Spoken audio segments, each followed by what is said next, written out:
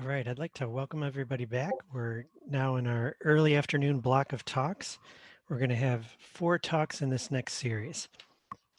The first one is by Salam Abraham, and it's going to be on a new low-res sprite and a background library for animation and games. And I just want to give an extra shout out to Salam. He's the founder of the Vintage Computer Festivals, which is over 20 years old. And that was some of my first introduction to him, was heading to the early ones back in 2000. So great to see you again, Salam. And it's great to see you too, Andy. You guys can hear me okay? Yeah, sounds good. Oh, good. All right. Well, thank you all for coming for whatever. Oh, there's 235 participants. It's quite a few of you. I'm really honored to be here. It's my first KansasFest, and I was actually planning to come physically, so this will have to do. But I only have 15 minutes, so I'm going to get right into my presentation. I'm going to pause after the initial slides I've prepared and ask questions, and I'm going to have a demo video that hopefully should be queued up to play that'll kind of show the features of the animation system in terms of how you actually use it, and then after that we'll take any final questions. So let me, without further ado, try to share my screen here and hope my computer doesn't take forever to do so. It looks like it's going to, so bear with me. I think, where are we? Oh, that's not it. Forgive me here.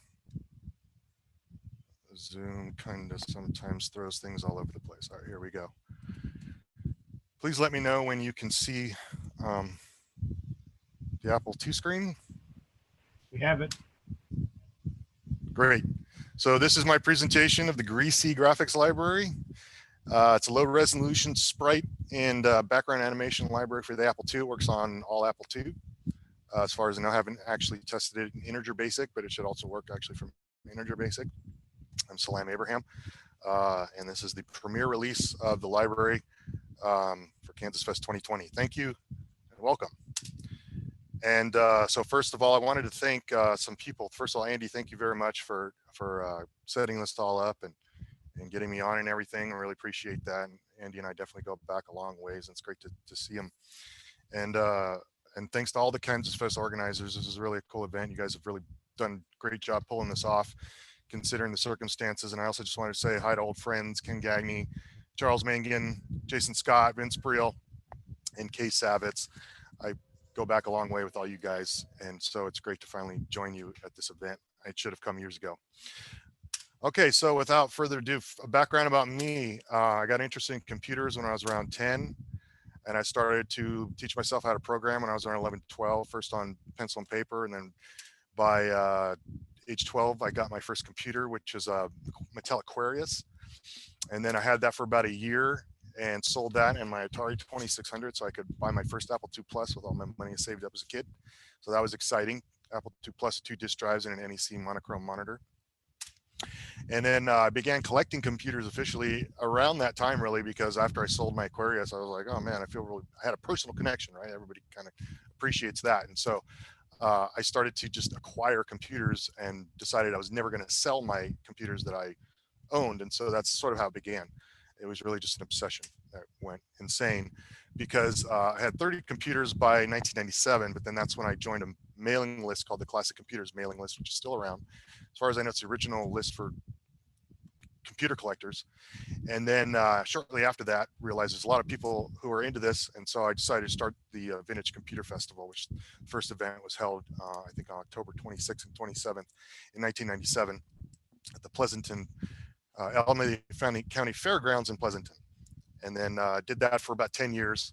In the interim, I founded a business called Vintage Tech, where I did consulting for old computers. Basically, I just turned my hobby into a business and did that for a while, and it was fun and profitable. And then in 2008, I went on hiatus, and then had a couple lifetimes in between, and then here I am back again. So background on the program, the Greasy Graphics Library. It really kind of began life as a program I wrote in 1985. Some of you might remember vaguely there was a toy called the Animator by Ohio Art, same people that did the Etch-a-Sketch, and it was like a digital Etch-a-Sketch basically in a little handheld device.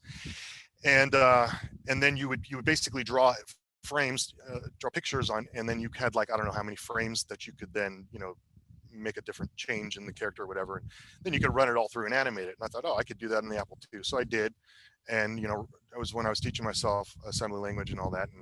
And so I wrote this program to basically allow you to draw low-res graphics and then run through them to animate them, and it kind of did the same thing. I joined Facebook midsummer about last year and started joining all the retro groups and stuff. And of course, found the Apple groups because, that's my place. And then in there, I met Dan Henderson and saw that Dan was making a bunch of really neat games that I thought were very creative. And it kind of brought me back to, those original days, like the early 80s, of people just making experimental games and just doing what they, learning how to use the platform and stuff. And that's what Dan was doing. And I saw that he was using, basic shape tables, and he was running into the limitations that everybody does eventually. We can't really do a whole lot of stuff practically with graphic shape tables, especially if you're trying to do high-res games. So I wrote him a simple high-res sprite library, just real simple, just allowed him to draw sprites quickly on the screen, graphics and high-res graphics.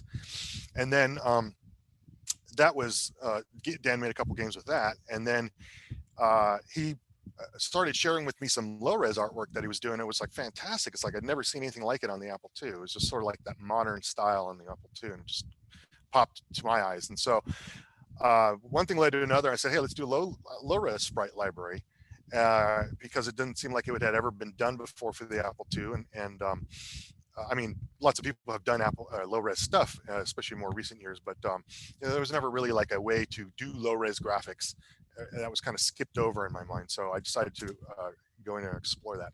So I created this library, and it developed over basically the course of, when I started doing the stuff for Dan, until earlier in the year, and then sporadically in between as I try to throw it all together for this presentation and get it released.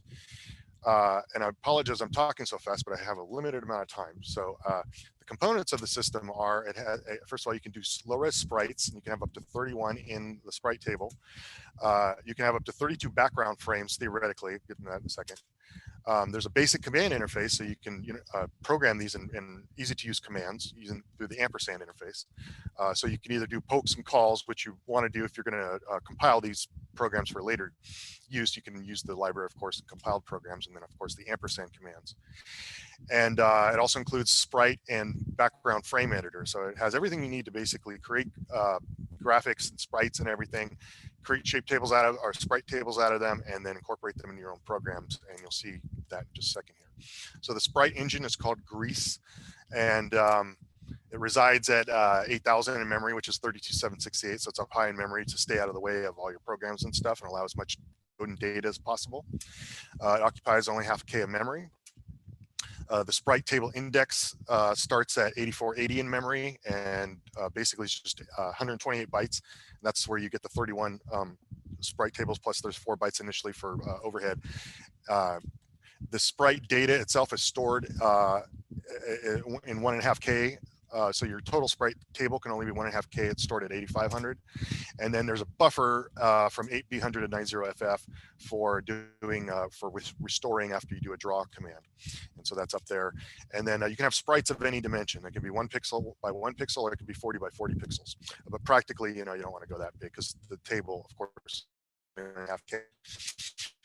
The frame engine, which is these are the backgrounds now for painting backgrounds and whatever. It's called a griddle. And it resides in 8,200 of memory, the library itself. So it's right after Grease. And it also occupies only half a K. So the total graphics library between both of these engines is half a K. And you don't need to use one without the other. You can use one without the other. So if you only want the backgrounds, you can do that. If you just want to use the sprites, you can do that. The frame table index, there's some data between the library routines and the sprite data. That's where the frame table index is stored, and so that'll point to where all your frames are in memory. So you literally don't have to have them contiguous. You can have some stuff here, some stuff there, wherever you can fit, if you're going to like really make a big game that taxes the memory. So yeah, Hey, the frames Salam. can be available. Salam, Yes. you've got 5 minutes and your video's about 5. Did you want us to play that now, or do you want to keep No, going let me with the just go time? through and finish the presentation, and then people can watch the video on their own at their own leisure, and then I'll use the time that I have remaining after the present. I'm done here to do Q&A. Yep. Okay, and so the frames can be anywhere in memory, and then they're stored as 800 byte files. So basically, it's a full screen that's stored actually contiguously. So it's not in the interleaved format. It's just 800 bytes that's painted. So it's exactly 40 by 40. And then so there could be up to 32 frames, but the practical limit is 24 to 28, just due to to allow code and all the other stuff. But that's if you consider you have 24 backgrounds, you can create a world that's like 6 by 4, or you can do 8 by 3, or you can if you could really figure out how to stuff 32 frames in there, you could do any size room to 8 by 4 or whatnot. Okay, the basic programming interface. Of course, you have the standard poke call paradigm. The interface is basically through 0-page addresses that are available for basic, starting at location 6. So 6 is always the command. You poke the command there. And then location 7 through 12 are used to pass parameters back and forth. And so here's an example to draw a sprite. You would poke 1 at 6, which is the draw command. We poke 7 with this sprite number we want to draw. And then 8, location 8, we poke the horizontal position. 9 would be the vertical position. 10 is the optional color mask. I'll get that into that later, maybe. And then you would call the routine at 32768, and boom, your sprite would appear on the screen. So, a little bit cumbersome and tedious. You'd have to do it that way to compile the program, but there's an easier way, which is Slick, which is a basic command interface. And that resides up in memory right before the Greasy library, and it uses less than half a K, and has access to all the grease and griddle functions. And so, for instance, here's the sprite functions. You have and draw, so ampersand draw, sprite number at horizontal and vertical, right? Real easy. And then to undraw that, we use the restore command. I've overloaded basic command keywords so that the code will be tighter, faster. It doesn't have to interpret a bunch of ASCII. It just finds 1 byte, and that's what I'm doing here. So it's optimized really to run as fast as possible. You can actually do some pretty fast games, and we have one game already been developed in the library by Dan. So restore will undraw the sprite. That's ampersand color is how you set the color mask so that you can actually have transparent sprites, or sprites that don't have the black borders around them or whatnot. And then you can actually grab sprites from a active screen. So that's where you use this command, where you specify the beginning coordinates, the end coordinates, and then optionally you can tell it where to put it in memory. And so you can actually create ad hoc sprites that you can put anywhere in memory. For whatever reason you might come up with in your game, you can just create a sprite with whatever's on the screen. Maybe you can have the player draw their avatar or something like that. And then we have the frame function. So recall, ampersand recall will pull a background up, whatever frame you want, from 1 to 32. And you can also have it, there's copy buffers and all kinds of other features that we can't get into for time. If you want to create a screen and then store it in the memory, into the file, the memory file, you can use the store command. And then for scrolling, I came up with this paradigm using, looks a little awkward at first, but it's step, ampersand step. And then you have the frame you're starting from, and then H line or V line determines whether you're scrolling horizontally or vertically, but it also determines the offset into the screen that you're going to be scrolling, where you're going to start scrolling from. It's hard to explain unless I can show a demonstration. But anyway, those are those commands.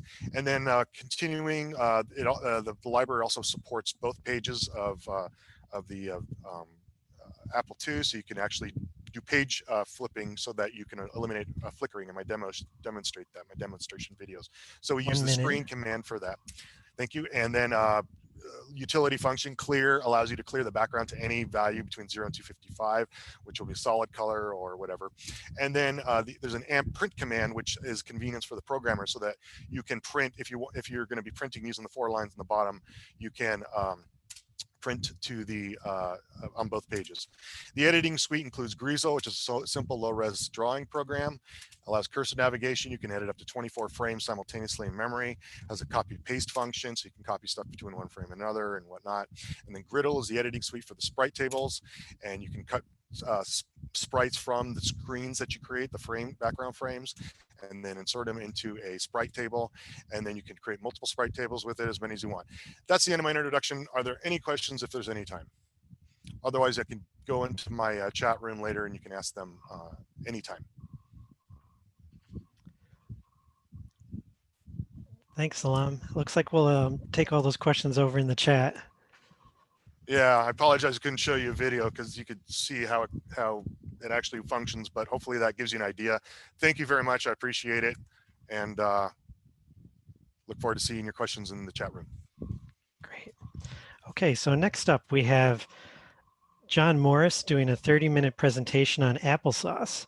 What does 2 years bring? John, good to have you. Let's get you focused here.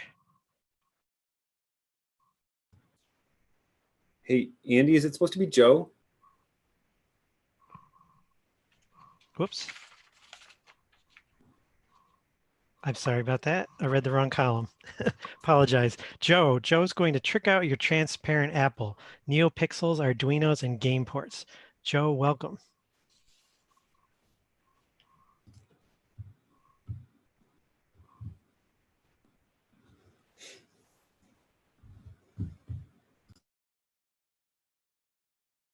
Thanks for attending my session at KansasFest 2020. I'm Joe Strohsnyder, and this is Trick Out Your Transparent Apple, NeoPixels, Arduinos, and game ports. Oh my.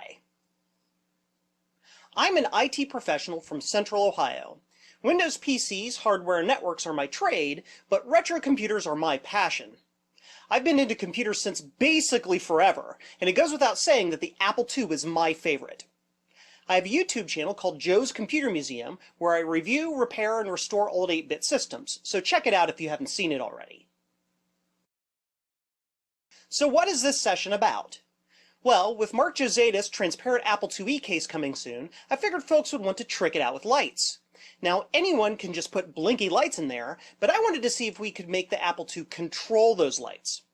In this session, we'll go over how to control a 60 LED NeoPixel strip with an Apple IIe using the game port for control and an Arduino as a translator. I'll discuss how NeoPixels work, timing, power, and wiring plans, Arduino code, and finally controlling the system with Applesauce. All the code and wiring information are available from download from my website at jcm-1.com/neopixel. Now it's important to note that I'm not the first person to do this sort of thing. I came up with the idea independently and only realized it had been done before during my research. However, as far as I know, I'm the first to design a working system that allows the Apple II to control the 800 kHz NeoPixel system directly from Applesauce. With that said, let's get into it. So what is a NeoPixel? NeoPixels are individually addressable RGB light-emitting diodes that are controlled over a single serial wire.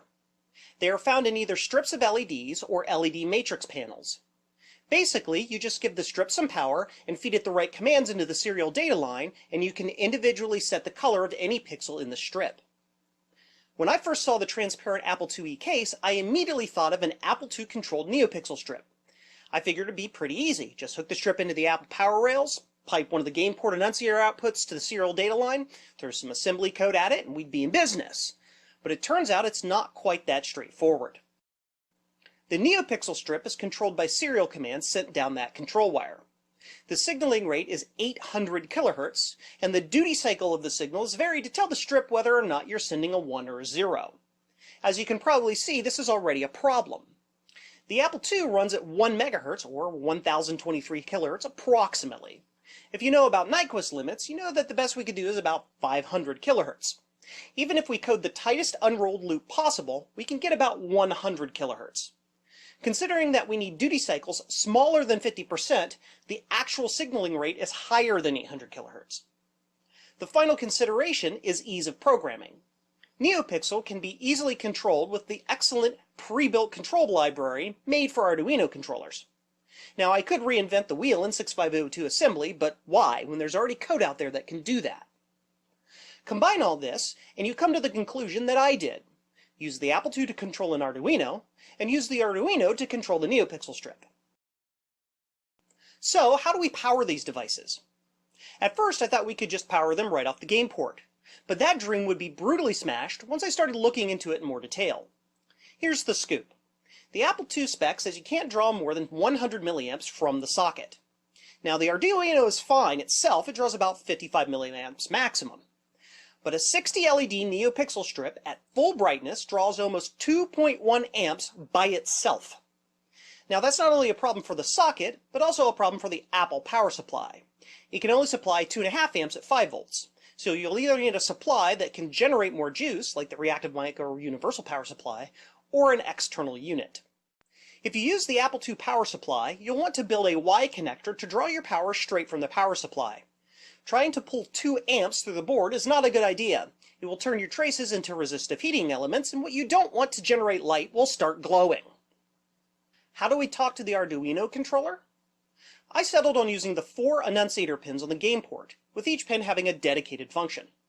These pins are wired to GPIO pins on the Arduino. Annunciator 0 goes to the Arduino's interrupt pin. We use this to get the Arduino's attention. Annunciator 1 goes to a clock pin. We use this to latch data sent to the Arduino on that data pin. Annunciator 2 is the data pin. We use this to actually send data bits to the Arduino. And Annunciator 3 is a special command signal.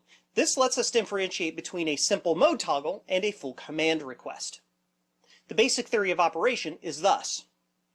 If we toggle interrupt low to high while command is high, we are just signaling the Arduino to step to the next of one of the pre-built Apple color modes. If we toggle interrupt low to high while command is low, that means we want to send custom commands to the Arduino. While in this mode, command pulled low, we put data on the data pin and then toggle the clock pin low to high to latch in that data bit. We repeat that for all of the bits that we want to send to the Arduino. Once we are sending commands, we pull command back to high. This tells the Arduino we are done and to go parse and execute the command that we just sent. If you are using an Arduino Uno, a 1 meter long 60 LED NeoPixel strip, and my demo code, the basics to hook everything up are shown here. It is important to note that the Apple, Arduino, and NeoPixel grounds should all be tied together. This ensures that all of their data signals will be at the same reference. To power the NeoPixel strip, you can create a Y adapter for your Apple power supply. This is the cleanest and prettiest option, but requires an aftermarket power supply. I suggest using an external 5-volt 2.5 amp power brick instead. If you use the game port for other things, you'll want to consider creating a pass-through port by using a machine pin socket like pictured. Now let's dig into the code. I'll use pseudocode here for the non-programmers, so you can see how it works. If you like, you can download and read the actual code later at your leisure. We get interrupts on the Arduino by binding GPIO pin 2 to an interrupt handler. Inside that handler, we check the state of some things so we know what to do when an interrupt is triggered. Like all interrupt routines, it's kept as short as possible. When not responding to interrupts or fetching data, the Arduino sits in a nested loop executing the mode it was commanded to execute. It does that by acting on a global state variable. The built-in modes that it can execute are thus: display static Apple colors, chase Apple colors, fade Apple colors, twinkle Apple colors, chase custom colors, fade custom colors, or it can be in command mode, where it's receiving and parsing a specific command. Now about that command mode. When told to, the Arduino will listen for, parse, and execute a series of commands sent to it from the Apple II. Getting data from the Apple II works as thus. While the command pin is low, it sits and waits for the clock pin to go low. The moment the clock pin goes low, it will latch in whatever is on the data pin into an input array. It will then sit and wait for the clock pin to be low again. What this does is it allows it to latch that data in only once. As you can see by the way these while loops are nested, the moment the clock pin goes high, it bounces out of both those clock pin loops and goes back to the command loop, waiting for the command loop to be high. Once the Apple II has sent the command to the Arduino, the Apple II then sets the command pin high. The Arduino then knows it has to go parse and execute the command. Now let's talk about the commands that the Arduino is programmed to understand. The beginning of a command stream is a single byte that equals the total number of commands being sent to the Arduino. After that, each command value is a single byte, followed by a series of argument bytes depending on the command itself. The commands that the Arduino understands are thus: 0, meaning clear the strip to all black, or turn all the LEDs off. 1, which means fill a range of pixels to a single color. 2, which means set a specific pixel to a color. 3, which means run the chase animation on whatever is already on the strip in order to create a custom animation. 4, which means run the fade animation on whatever is already on the strip, again to create our own custom animation. 254, which means I want you to switch to one of the built-in Apple color modes, or 255, which means reset the system. As you can see, with these custom command modes, you can not only just tell the strip to show Apple colors, you can tell it to show whatever pattern you want, and then also animate it. Now let's take a look at controlling things from Applesauce. Since the Arduino can get commands at any speed, that means we can easily control it from Applesauce.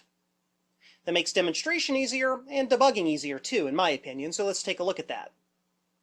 Commands are sent as a string of bytes, but each byte is sent as individual bits from least to most significant in that byte. I find it easiest to create a string of command bytes, then loop through that string to parse and send each bit individually. As discussed, we make a command string by starting with a byte that equals the total number of commands in the string. So if we have 2 commands in the string, the first byte will be 02. We then send a command byte, followed by all of the command arguments. The string is easy to assemble in Applesauce using arrays and string operators. Sending the command works like this. We set the command pin low, we toggle the interrupt pin, like that, so the Arduino knows we're sending a command. We then loop through each byte in the command string, sending bit by bit. We set the data pin appropriate to that bit. We then turn the clock pin low, then high, and repeat until we've sent all the bits. Once we're done sending the bits, we pull the command pin back high. If we've done it correctly, the NeoPixel strip will now be showing whatever we told it to show. Well, enough talk. Let's look at some pretty blinky lights. Okay, before we get started, I want to just go over and review all of the wiring and connections of everything between the Arduino, the NeoPixel strip, and the Apple II so you can see it physically in reality as it's connected to the system. To start, here's the game connector. As you can see, I have it wired into a machine pin strip with the wires soldered on the back of that strip. That ribbon cable that I made winds its way down through there and over to the Arduino controller itself. Here are the power pins that come off of the game port that power the Arduino controller. Here are the annunciator pins that are used to send signals to the Arduino. These 2 wires here are the ground and signal pins for the NeoPixel strip itself, which kind of sneaks its way up and over into the connections there for the NeoPixel strip. And finally, this super thick cable right here is my external power for the NeoPixel strip, which for now I am powering from my bench power supply. So without further ado, let's get everything all started up, and for that we're going to switch camera angles. Okay, first we're going to power up the NeoPixel strip itself by turning on the power supply. Of course, this doesn't do anything because it has received no commands yet, so it's just going to sit there blank. And now we're going to turn on the Apple II, which will simultaneously power up the Arduino. And as you can see, the colors go into a default mode. Now we're going to boot up and go into my NeoPixel program. And here are the different options that I have programmed into the NeoPixel system. First is the Step 2 Next mode. All of this does is it toggles the interrupt pin, and every time you press 1, as indicated here, it just steps to the next version. So if I hit 1 again, it'll go to fade color mode. 1 again, it goes to twinkle mode. One again goes to static colors. One again, it goes to chase mode again. Now, we can also pick specific modes that we want to show. Say we just want to go straight to twinkle. We can hit 5, and it goes into twinkle mode. So let's say I want to go to color fade. That is option 4. And now it's directly in fade mode. So let's go back to the static mode by pressing 2. With these built-in commands set over the game port connector, I can set this to any of those defined Apple color modes I want. But that's not all that it's programmed to do. As you can see with these other commands here, we can tell it to fill the strip, or fill a section of the strip with a specific color, set specific pixels, then tell it to do one of the 2 animations. So let's go ahead and do that. Let's fill the strip with, let's clear the strip entirely. So if we go to 6, and I put in all zeros, start at 0 and the end is 60. Now the strip is off. Now I can send it whatever color I want. Say, let's do fill strip. Let's make it that red and no green, and we'll give it a little bit of blue so it'll be kind of purpley. We'll say the start is 0, which is the beginning of the strip, and we're going to give it 30 pixels so that it's only going to have 30 of the lights lit. We do that, and as you can see, this half of the strip is set with pink and this half is empty. Let's set the other half. Let's do fill strip again. We'll make it no red. We'll make it all green. We'll make it a little bit blue. Start is going to be 30, and the count is 30. If I did that correctly, it'll color from right here. Yes. So now it's a weird, lurid mix of pink and teal. Now, let's say we want this strip to chase. All we have to do is select 8, and the strip chases around whatever we've programmed it to chase. Now let's say we want the strip to fade. All we would have to do is tell it 9, and the strip will fade whatever is already in the strip. When we're done, we can just hit 2 to go back to Apple Colors, or we can exit, and it will keep doing what it was doing. So, for example, let's tell it to fade. We'll tell it 4 to fade, and if I cancel out of this program, I can do whatever I want, and you can see that the Arduino controller continues to make the system change color. Now let's go back to the installation to give you an idea of how I think that the strip should be installed when you finally get your own transparent Apple IIe case. Taking a look at the inside of the chassis here, I believe that installation of the strip right along the front of the keyboard here is going to give you the best result. That should clear all of the mounting screws perfectly. I've tested this with a dry fit with a plain case, and it seems to go together just fine, although you can't see the LEDs in that case. Along this side, you can run the strip right up along the edge of the motherboard, and it just clears these screw connections here, which means the case should just keep this in place through friction fit alone. On this side, when you install it, you may require a piece of tape right about there on the power supply, right here, to keep the strip back in place because there's extra spacing right here. You can use double-side tape, whatever you want to keep it in there. And as far as the Arduino controller, I found that this spot right in front of the power supply seems to be the best place. It seems to just kind of sit in there really nice between the power supply and the speaker. Of course, you can double-side tape that in place if you want. You could also stick it up here if you like, or shove it down here underneath the keyboard, but wherever it fits your fancy. And of course, no demo would be complete unless we saw it in the dark.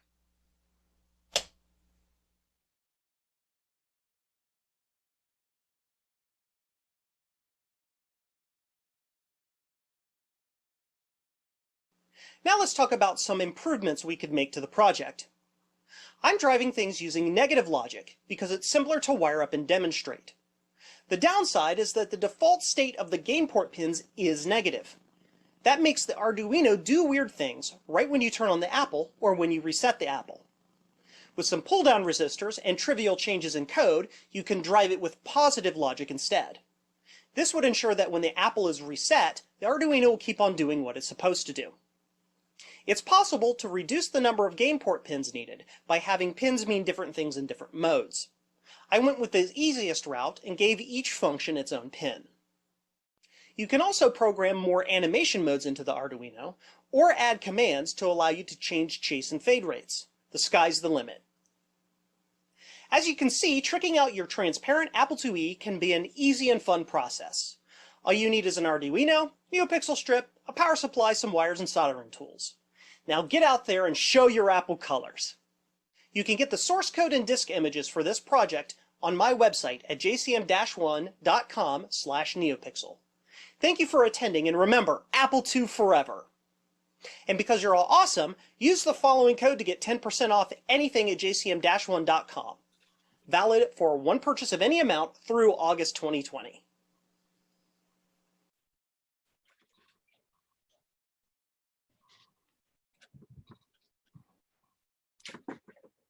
Hey everybody! Welcome to KFest 2020! How we all doing? We doing well? I hope so. That was my silly little presentation about making fancy blinking lights happen on your Apple IIe when you get your transparent case, but you don't have to use that if you don't want to. You could even, in theory, make it use one of these panels like this or something if you like. It'd be super cool. Let's look at some questions. How many lights can you address? My code by default only addresses 60, but you can change that to address anything that the NeoPixel Adafruit system can do. You just have to change the code to do that. Some people were talking about, will it work with paddles, like as a pass-through? It should in theory, because it should. One new message. Very cool, Joe. Yes, thank you. Other questions, thoughts, comments, inputs, drop them in there. So Joe, mellow in person.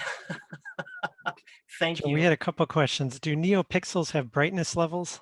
Yes, so NeoPixels are RGB, meaning that the brightness level that you set is based literally on the RGB value that you send to the pixel. The NeoPixel library does have a brightness feature that is only intended as an entire strip control or an entire matrix control. So in theory, you could use that. But generally, you just set your brightness to whatever level via the actual RGB value, effectively. Yeah. Okay, next, how much current do the LEDs need? I take it the IIe's internal supply isn't beefy enough to handle it. Yes, so this entire strip right here, when set to completely white, it's just 60 pixels in 1 meter, takes 2.1 amps. It takes a lot of juice. In this specific case, I actually have a wire you can't see back here running back to my bench power supply. Right now in the chase mode, it's using 0.9 amps. You do not want to try to power that through your Apple IIe through the board, because you will light the board on fire. You would want to use a Y adapter. And if you do use that, you want to make sure you have a super high power aftermarket Apple II power supply. In both those cases, I would not suggest that. I would just suggest using an external power supply just to protect the Apple II, because the Apple II is a little bit more important than the blinking lights. I see some other questions. So do I have a clear case to show it? And no, because I don't think those have been released yet. I wanted to kind of get this design out before those transparent Apple IIe cases, which was the Kickstarter that MacFX Mark Josetis did, were out. Does the strip generate a lot of heat? No, not really. Will this affect the ability to play games using a joystick simultaneously? No, it should not. The system only communicates from the Apple II out to the Arduino over the annunciator pins, which should really have no effect on the game while you're trying to get input from a joystick. When it's sitting here in its idle mode, it is not using the Apple II game port at all. It's just sitting listening for something to come in through the port. And if things come in through the port that don't match its commands, it ignores them, generally speaking. Other questions? There's will this affect the ability to play games using a joystick simultaneously? I think I literally just did answered that Okay. one. Is the Sorry. light setup held over soft reboot? I just saw Garth ask. No, it is not. I did not have enough time to get that programmed in and figure out how the Arduino does stuff with its built-in flash, but that would be relatively trivial to program into the Arduino to do that. Another question, will you publish this presentation to your channel? Yes, it is technically already published to my channel. I just need to make it public so everybody can see it.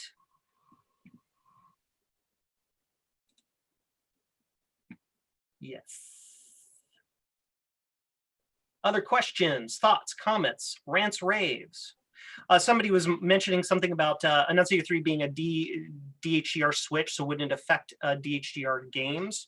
No, because the Arduino does not talk to the Apple II. The Apple II talks to the Arduino through that pin. So the Arduino pin 3 is not being used for interrupt or anything like that. So unless the interrupt is active, the Arduino is ignoring that pin, so it shouldn't matter. Are the Enunciator pins different from the game port? They're the pins on the game port on the motherboard, on the left-hand side when looking at it from the front of the Apple IIe. Do I plan to make the protocol more general purpose than LEDs? No, I hadn't really gotten even that far. I barely had enough time to get the presentation done, so that's maybe something that could be used for that. It's not really... it's not really anything complicated. It's just bit banging pins on and off, but it could be repurposed for any sort of thing you wanted, I suppose. Javier says, am I launching my singing career soon? Well, since I had to use heavy amounts of auto-tune in the song that he's referring to on my page, and the entirety of the industry is now using the box or auto-tune, maybe. No, not really. No. Nope, not quitting my day job. Sorry, Javi.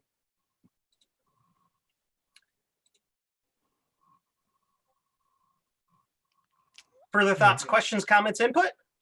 Anything else? Still got a couple minutes. Do you want me to sing and dance? Or at least dance? At least dance. You don't want me to sing. Seriously, you don't want me to. It's bad. It's so bad. Can I sing a few bars?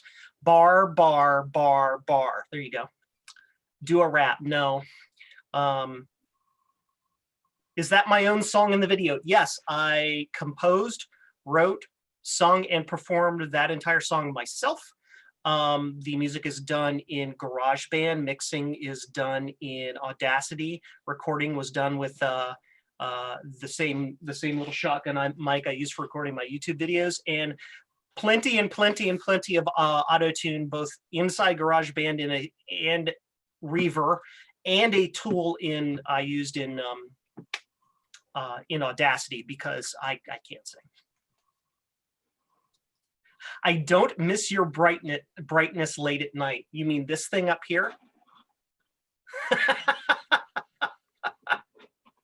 These are for sale, by the way, if you want to get one of these at my website at jcm-1.com, as well as my t-shirts, as well as the drinking mugs. And as I said, if you want to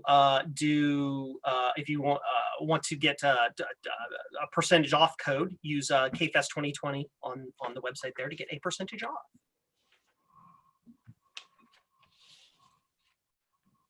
Great. Well, thanks a lot, Joe. We appreciate your talk.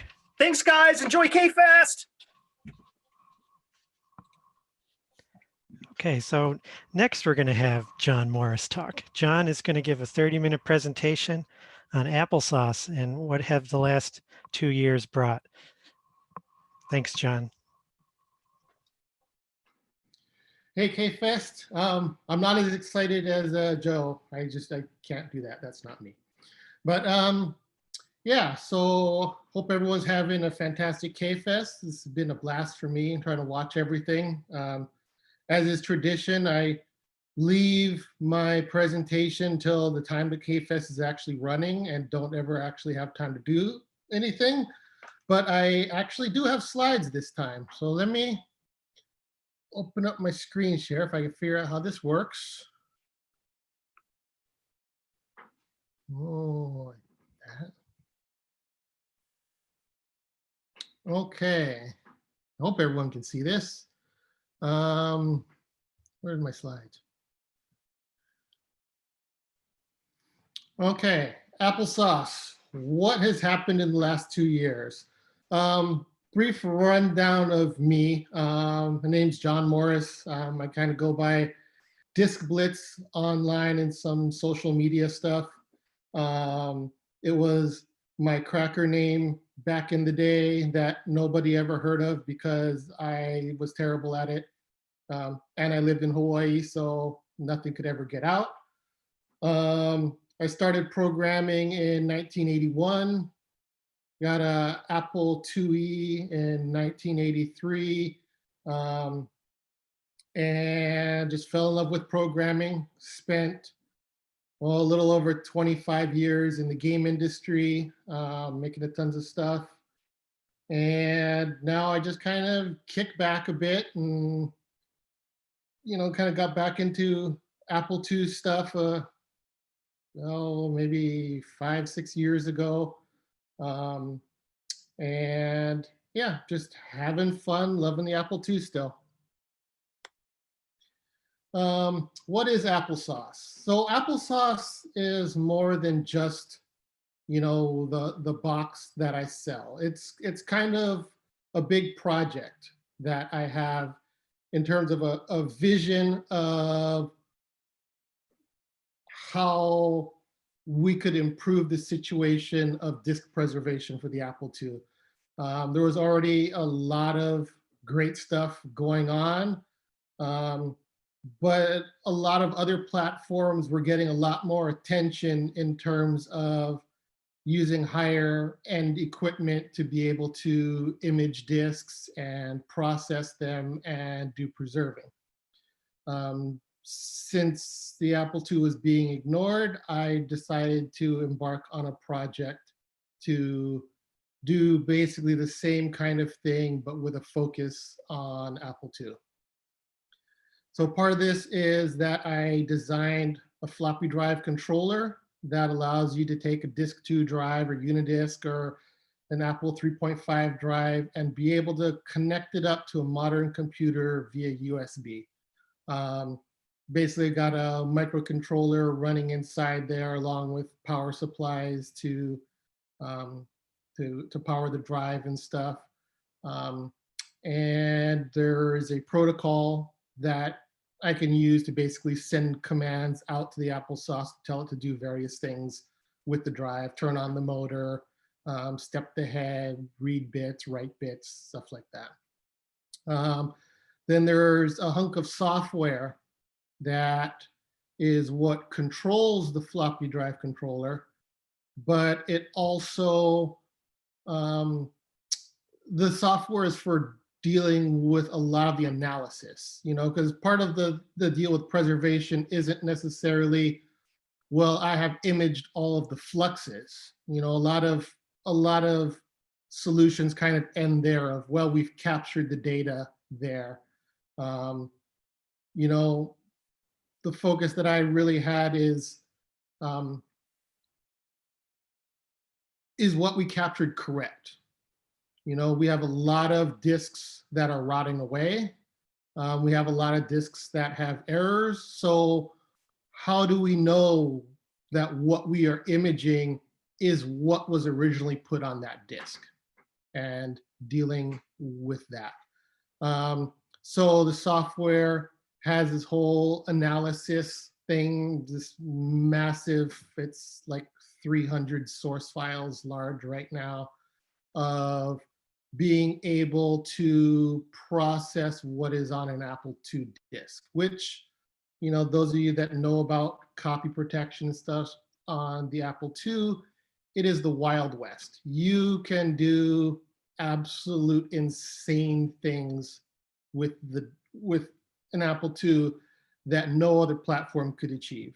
Commodore 64 got close, but yeah, having a drive completely under software control.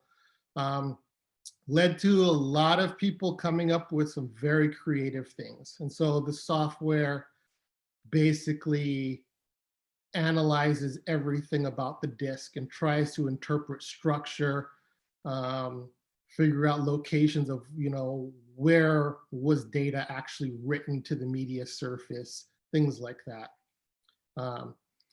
And all that stuff is, even if you don't have the hardware, you can still grab the software and use it on disk images that live out there. The other part of the Applesauce project was, now that we have the ability to capture, which we're using the A2R format, which is basically for capturing, how do we actually utilize these things? We have the ability for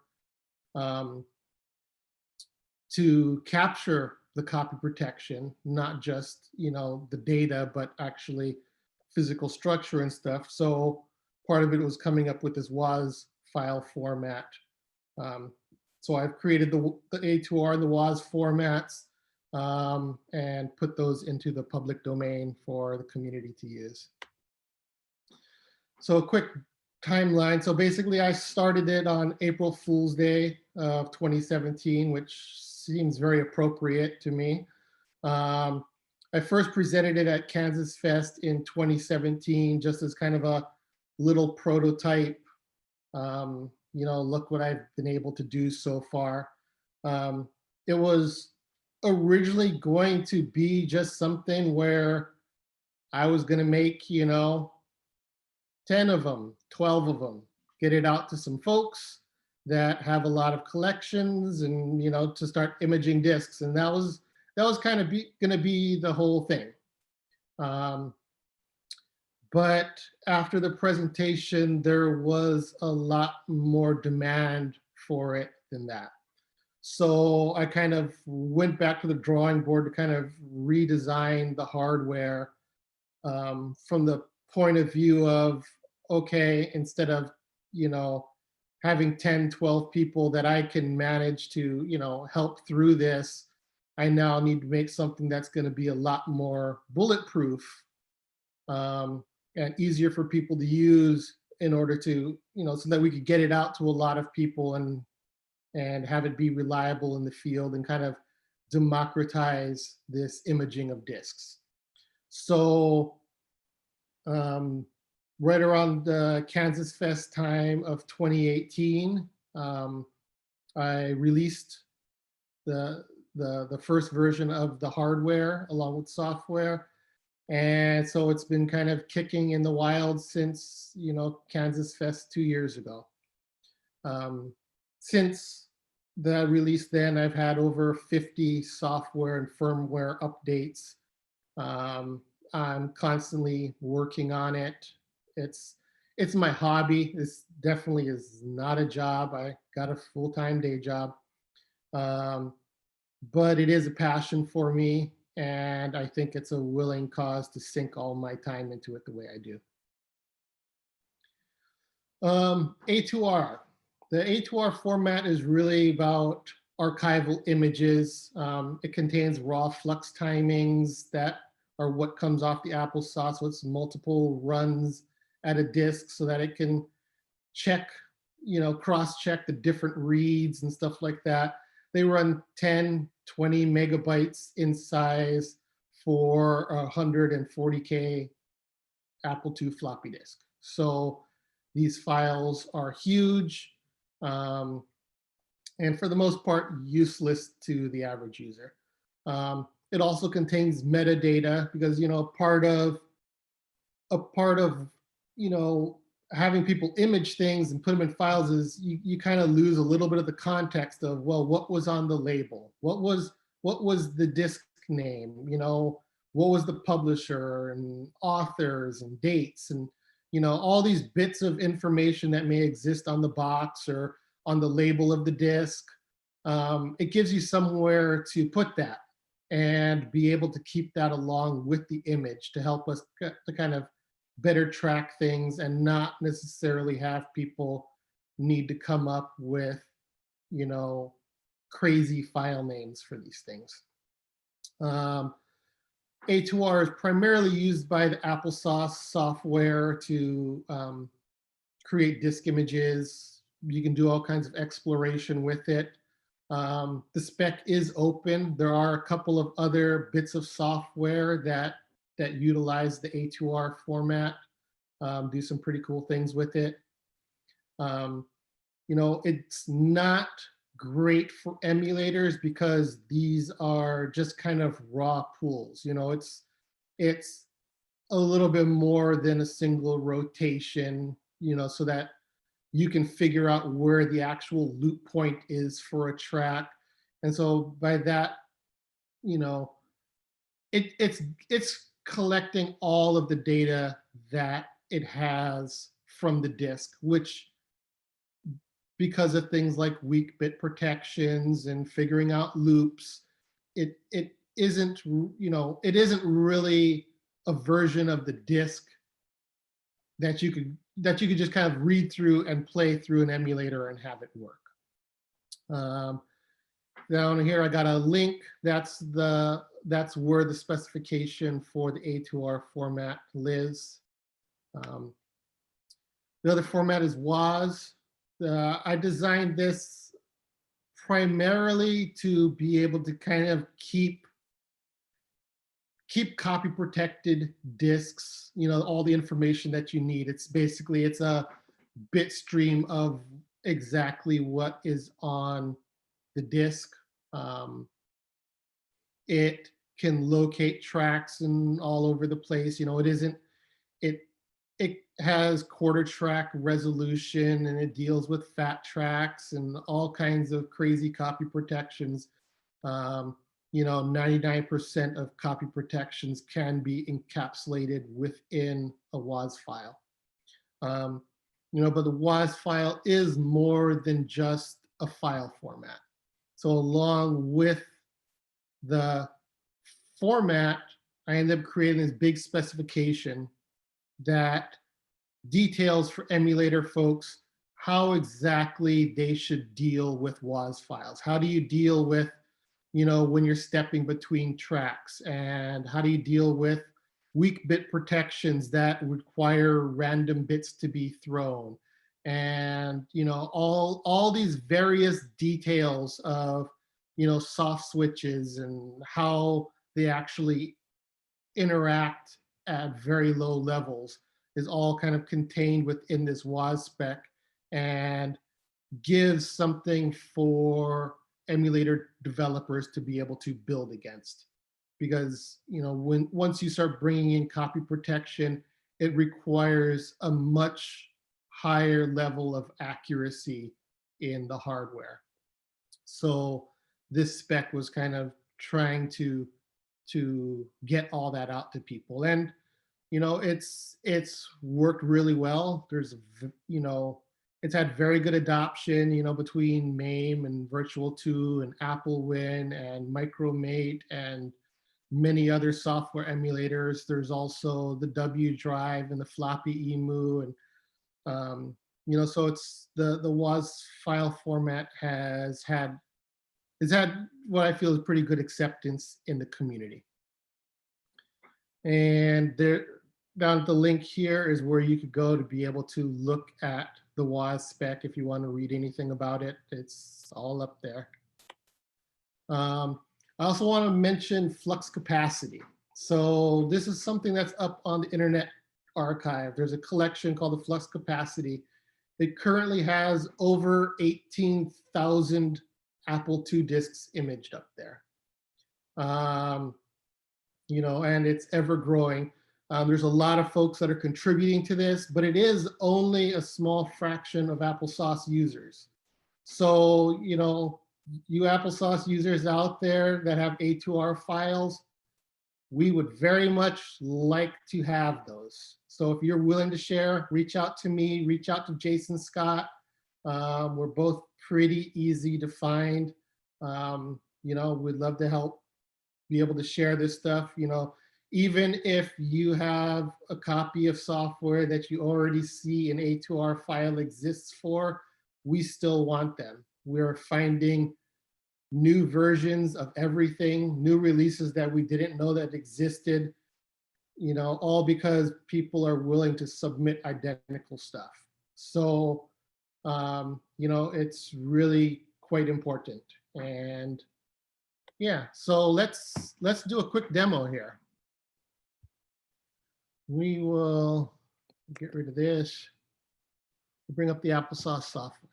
Okay, so I'll just run through this. This is basically the main screen that deals with working with the hardware. So this is the fast disk imager, which is set up to deal with unprotected disks. Like, you know, here's this a straight up DOS 3.3 system master. We'll just tell it to image this, and it kind of chugs along. It used to be faster, but for safety's sake, I actually have it gathering 2 copies of every sector just to double check. You know, the checksums that Apple used, you know, rolling XOR really is pretty terrible in terms of making sure that your sector data is correct.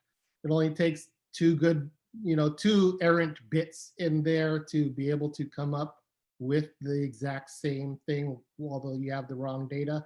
So, you know, I require double captures. It used to be able to image a disk at about 13 seconds. It was a little bit longer now. So here we got the disk in. One of the new features I've added recently is this little show catalog button. So you can always hit that and it'll actually recognize that it is a DOS 3.3 disk. There's 19 files and all files verify as good. So, you know, it basically will automatically figure out disk structure, operating system, things like that. So I'll drop in, here, this is a ProDOS disk.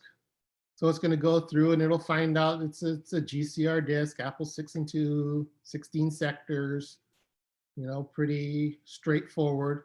It tries to figure out operating system at the end of the run. So it comes up that this is a ProDOS disk, 39 files. So we can hit the show catalog and it will give us a catalog of mouse paint here. With this, basically, whenever it figures out the operating system, it will contextually bring up the file formats that it can write these out to. So if you image a 13 sector disk, you know, it won't let you try to output to a DSK or a PO. It'll be like a D13 and a WAS. So we can tell it that, hey, we want to save this as ProDOS. One of the other things that you can do is you can actually tell it to export the disk contents as a file. So let's just put in this as mouse paint, and we'll just save that. So if we look here now, we have mouse paint folder, and we have an extraction log here, which basically just has the results of everything, tells you if there are any file errors and shows you which data is bad, but it'll actually break down, and here are all of the files off of the disk extracted out for us. And we also, here, right here's here's the PO file. So we can actually take the PO file and we'll try to drag it, but of course it's not going to want me to drag it right now. And we can drag it over onto like Virtual 2 and be able to boot it up. I don't think I have the mouse connected to this at all, but we'll see what it does. Welcome to Mouse Paint. Okay, sure, that was super fun. Okay, so, you know, does the DOS 3.3, does ProDOS. It understands Apple Pascal, CPM, many other formats, and I'm continuing to take requests at formats that we should support and adding them in here. What is this disk here? Oh, this is a Pascal disk. So, but yeah, so that's basically what the Fast Imager does. This one is specifically for unprotected things. Okay, and this is a Commodore 64 disk. Never mind here. Hey, Boo Commodore, or no, Boo Atari. No, we'll just let it go here. So, yeah, in the last release, I did add Atari 8-bit support. There's Commodore 64 support. It will read, so it reads FM encoding. It'll read MFM encoding, so it will read one side of 360K PC disks. It'll read TRS-80 disks, other things like that. But those are just kind of little add-ons because, Apple II forever and hell with the rest of them. So let's see. The next thing is our Flux Imager here. Let me just get a disk to throw in here. So the Flux Imager is basically what we use for protected disks. It steps quarter track at a time. So that's what 192 tracks per inch resolution that it's walking up. And it is pulling not bits or data off of it, but it is actually returning the number of nanoseconds that exist between flux transitions on the media surface. And so it's bringing this in. It is actually mapping it out in real time to the screen as well, just so you have some feedback. You can kind of tell what the disk format is and such. What the visualization is showing is the density of flux transitions within any part of the media surface. So you kind of get a good view of what is truly on the disk. You can see sectors, things like that. This is an Apple II disk that is not aligned, so all your sectors basically are in a rotational pattern. Here on the side is where all your product metadata can be entered in, and set up requirements and set up what the names of your disks are and things like that. So basically while it's imaging, you can provide all that info, and I'm not going to bother to go through the rest of that part there because that's boring. Disk writer. The disk writer is a simple way for you to write disks, but you guys didn't expect that. So here we have, here we have Wavy Navy because it's an awesome game. So we tell it to load it in, and it basically writes up that it is only writing on whole tracks. If you bring in, it's capable of writing to half, quarter tracks, things like that, ignoring tracks. So let's put a blank disk in here, tell it to write it. Does a little bit of analysis to figure out what the bit cell width should be. And so as it is writing, it is formatting each track as it goes. It is writing the data there, and then it is verifying the data as well. So, it's kind of like what ADT Pro does, except it does everything in one step and easily, pretty quickly gets it taken care of. So it's a great tool if you have images and you need to actually write disks. Works really well for that. Then I have diagnostics, have the usual, disk speed test. You can run this. And the interesting thing about this is the drive is actually empty right now, because this is actually doing a speed test based on the sync sensor that is actually installed in the drive. But if you had a drive that you did not have a sensor installed, if you put in a scratch disk, it will calculate the speed for you.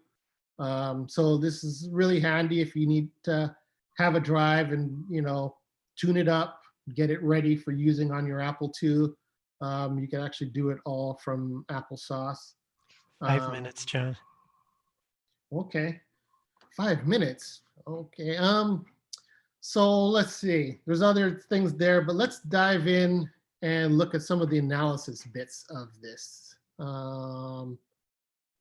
So we're going to bring in Ultima One. Ultima One is a great game. This is the disk analyzer here. So it's currently bringing it in and trying to process. It is trying to figure out how the disk is structured, what everything looks like, what the operating system is. This last step there, it was actually looking at the multiple reads to verify that the contents are actually all correct. So this came up all clean. It has a couple of notes here. One of the notes is that there's an embedded sector, which is basically, this is a 13 sector disk, but it does have an additional 16 sector boot. And it's telling us that the DOS is using a non-standard catalog location of track 14 instead of track 11. So this is a regular nibble view. You know, you'll recognize this. You can also set it to be like physical sectors. Here's the D5AA B5, since it's a 13 sector disk. But interestingly, if you come in and start looking at other sectors, you'll see that the prologues and epilogues are changing for every track, because they actually are rotating track markers as part of their protection. But Applesauce figured out that they were doing that and doesn't care. Another thing that it does is, so it realizes DOS 3.2 found an actual catalog there, and it's able to actually show us what is here. I also have file viewers, so you can actually double click things. This is Applesauce Basic, so it'll actually detokenize the basic program for you. You can also look at things in hex view and stuff like that. But this is pulling the Applesauce Basic programs, detokenizing them from a disk that is still copy protected. Applesauce just understands what the copy protection is now. And that is, you know, I never programmed it to understand what Ultima's protection was. It is all something that it did static analysis and has some funky machine learning bits in here to decipher what is going on and figure it out. So yeah, here's Ultima's source code. Fun.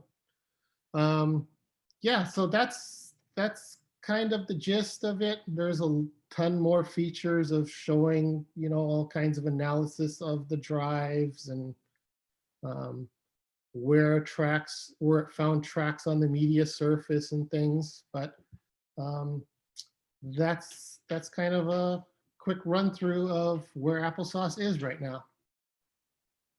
Any questions? Boy, we sure do have a lot of questions. Most of them are going to have to go over into the forum. But Okay. let's see. One of them is about, does it do flux averaging for you on bad disks? Flux averaging? No, it won't average fluxes. On bad disks, it will pull them in. It will look at individual rips, seeing if there were inserted fluxes or if it's missing data, or if you had something that's dirty and then later on, you know, the head is actually scraped stuff off. If it finds good copies of things, it can actually restitch the stream at the flux level. to execute repairs, things like that. But it doesn't try to average them for repairs. It will average timings to work to undo motor speed fluctuations of the drive itself, but it's not something it does for repair work. Thanks, and I'm sorry we're out of time, but thanks, John. Yep. We're ready to move to our next session, and then there'll be a short break. So I'd like to welcome Stephen Hugg. Stephen's going to demonstrate 8-Bit Workshop, a web-based IDE for 8-bit programming. Thanks, Steve.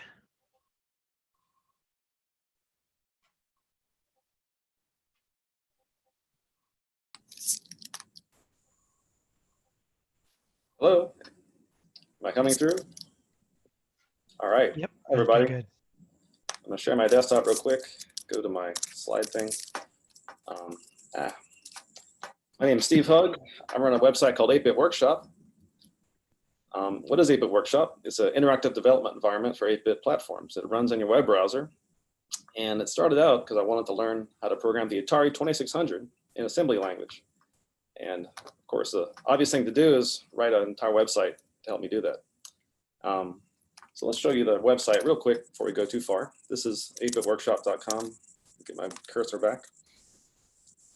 As you can see, the left side has your assembly language. The right side has the emulator, which is called the Java Atari. It's a very nice emulator from Fellow.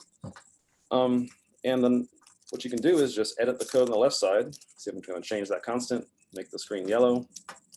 It assembles, it puts your ROM into the emulator and restarts it pretty quickly. And the nice thing about Atari programming is most people keep all their code in one file, so you can just upload, paste code in, and it runs almost immediately. So I have a bunch of examples that come in with the IDE, like demonstrating sprites, and you can see all the code is right there.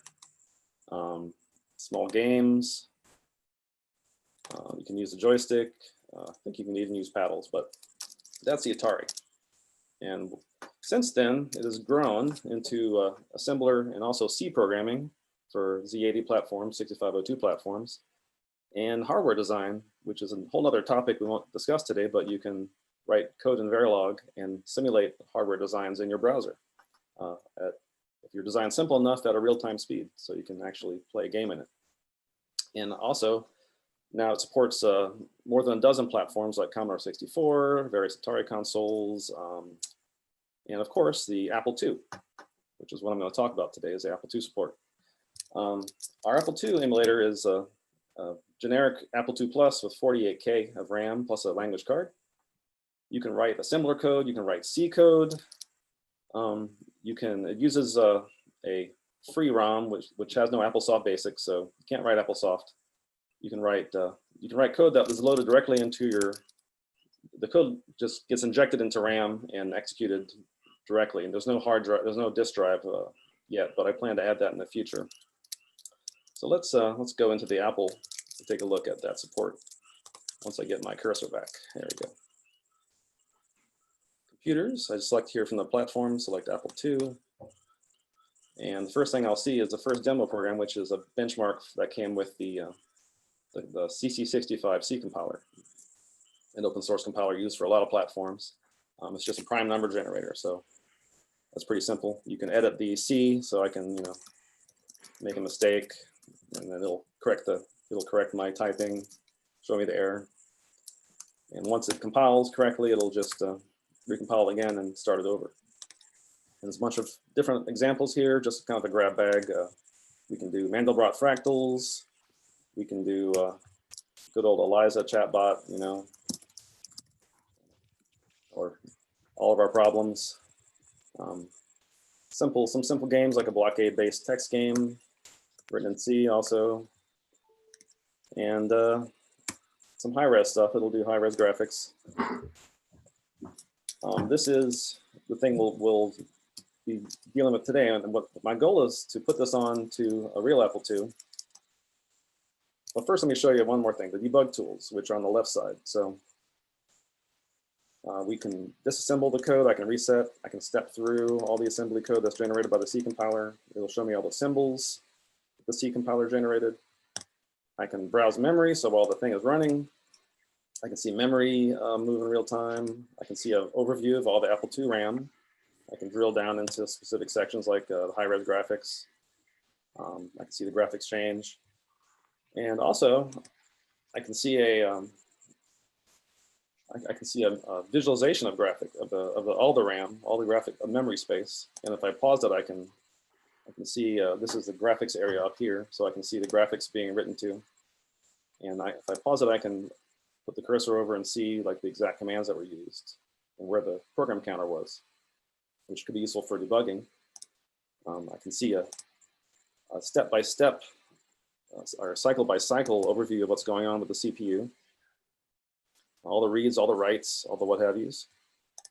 And since we have symbols from the compiler, I can see all the reads and writes that took place on all the symbols and all the executions, all the functions that we're executing and how many times they're executing. So I can kind of get an overview of what's going on with my program, as well as a call stack where I have, all the C functions are assembly functions that were called and how many times they were called. And that's also helpful for debugging. There's also a simple bitmap editor, so I can just go in and do some simple things with the graphics, and it'll reload my program, restart it. So those are handy tools, but that's the main thing I want to talk about is this nifty thing I found from DataJerk called C2T. Some of you may have come across the Apple II disk server, Apple II game server. This is an easy way to get software on your Apple II without any hardware. You just need to plug in your headphone jack. Hopefully you still have a headphone jack into the back of your Apple II. And I've integrated that with the IDE, so you can just export your programs directly to a tape file and then play them through your headphone jack into your Apple. So let me show a quick video of how that works that I made previously because I don't have my Apple II with me right now. Make sure that sound is off on this thing. So there's my Chromebook running the Apple Workshop IDE. There's the back of my Apple. I'm plugging the headphone jack into the Chromebook.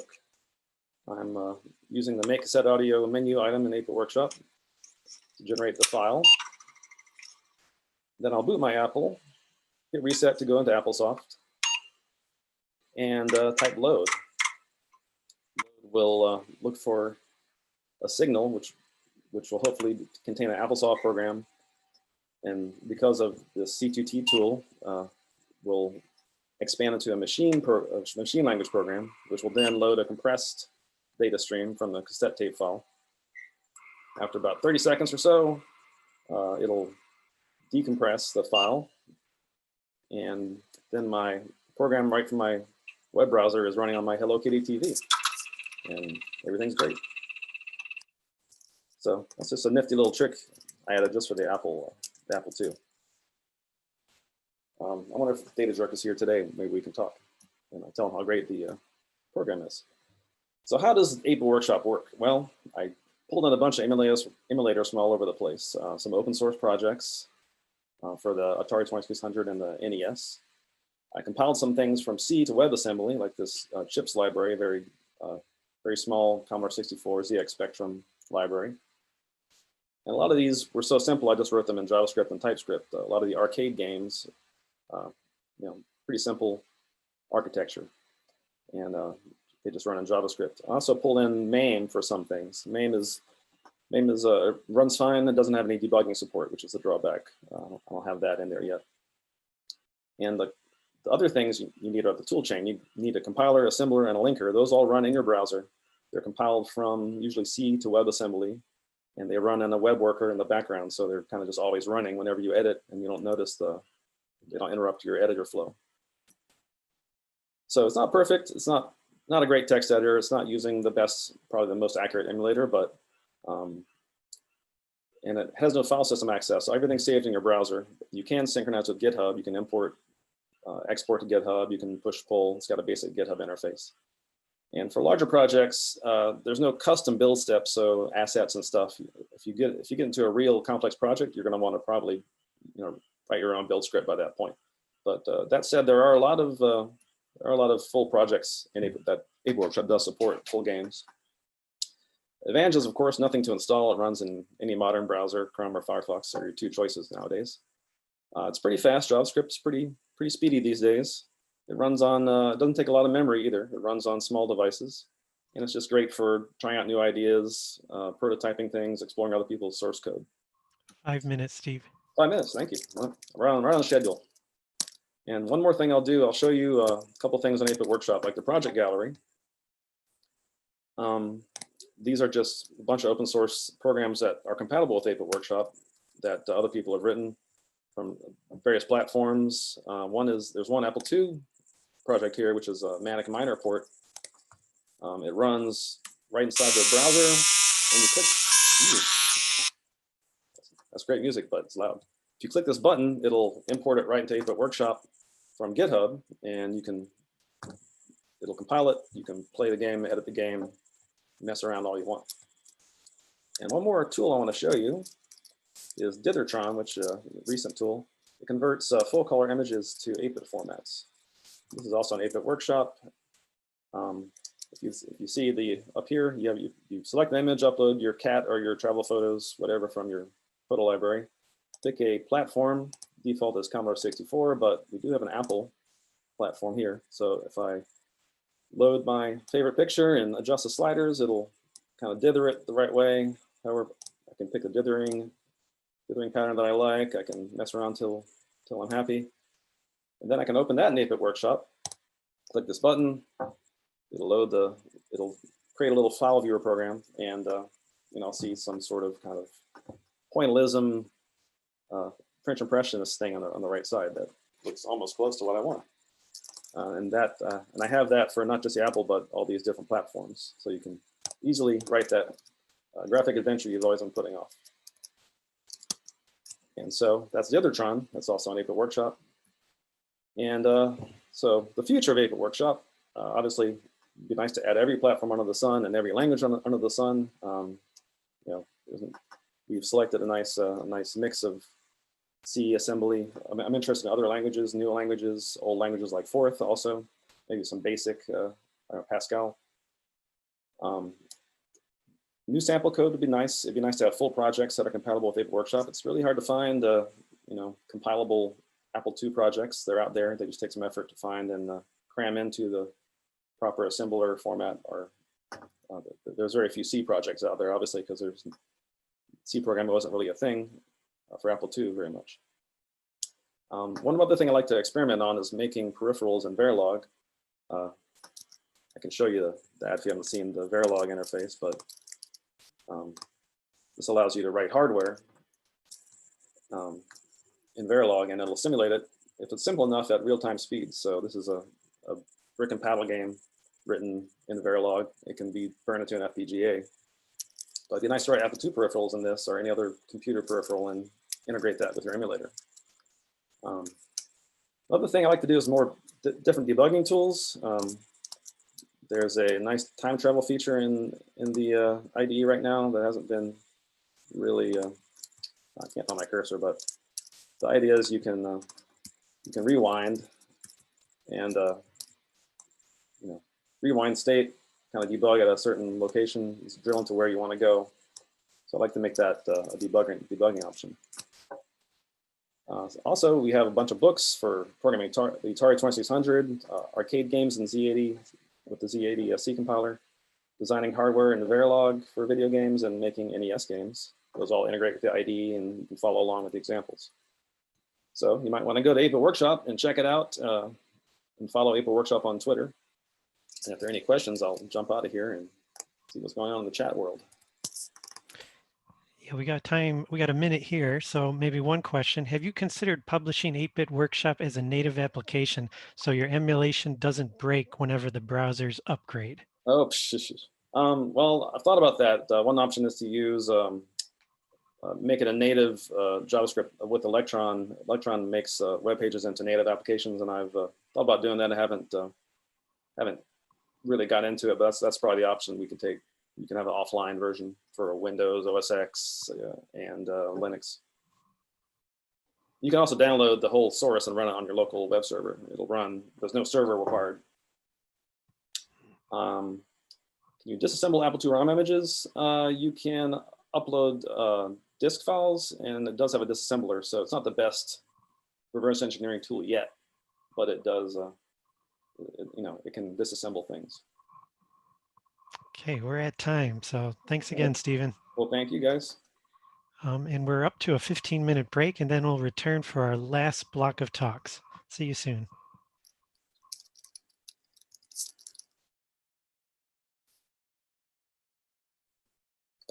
Stop it.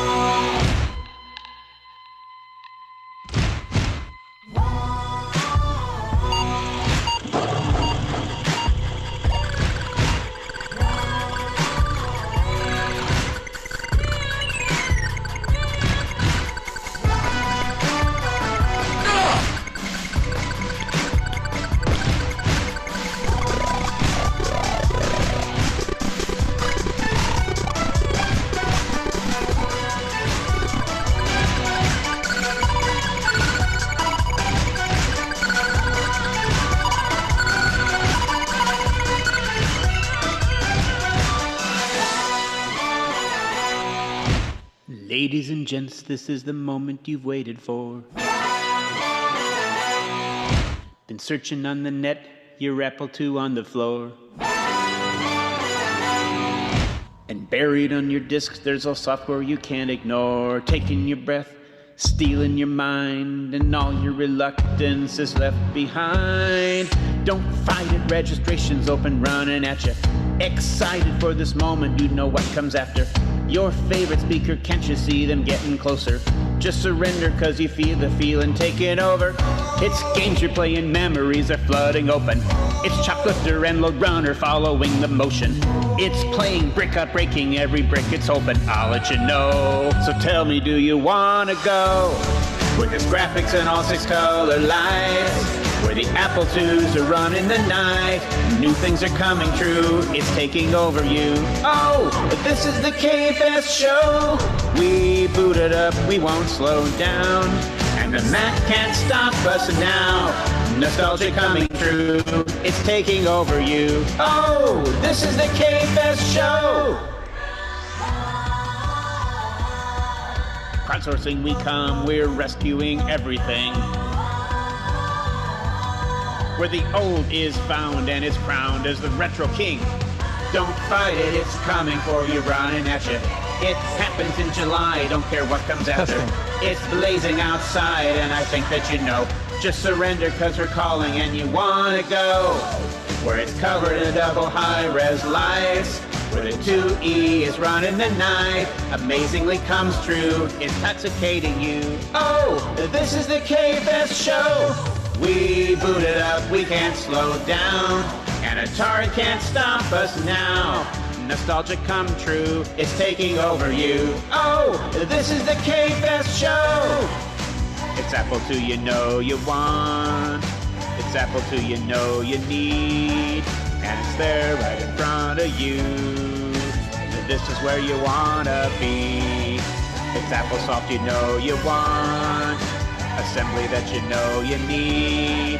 And it's coming right in front of you. This is where you wanna be. This is where you wanna be. Where the screens are super high-res lights. Where the 2GS is running the night. Nostalgia comes true, it's taking over you. Oh, this is the KansasFest show.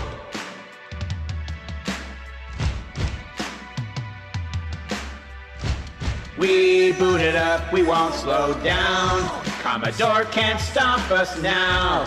Watching it come true, it's taking over you. This is the KansasFest show. With its graphics and all 6 color lights. Where the Apple IIs are running the night. Nostalgia comes true, it's taking over you. Oh, this is the KansasFest show. Let's boot it up, we can't slow down. PCs can't stop us now.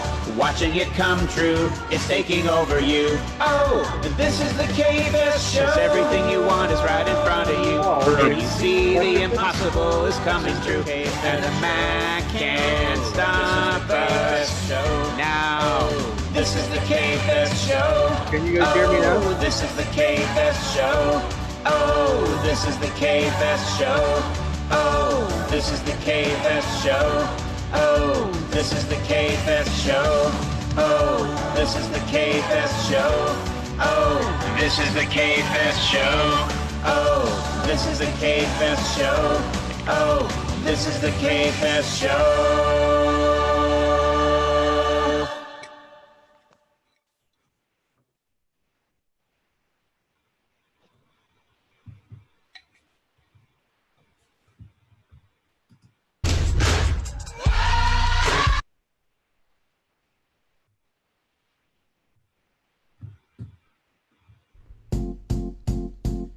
It might seem crazy what he does today,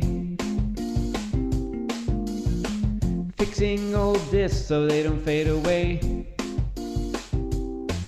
He will massage the code, put it in its place. He'll make it fair, removing blocks that are in the way.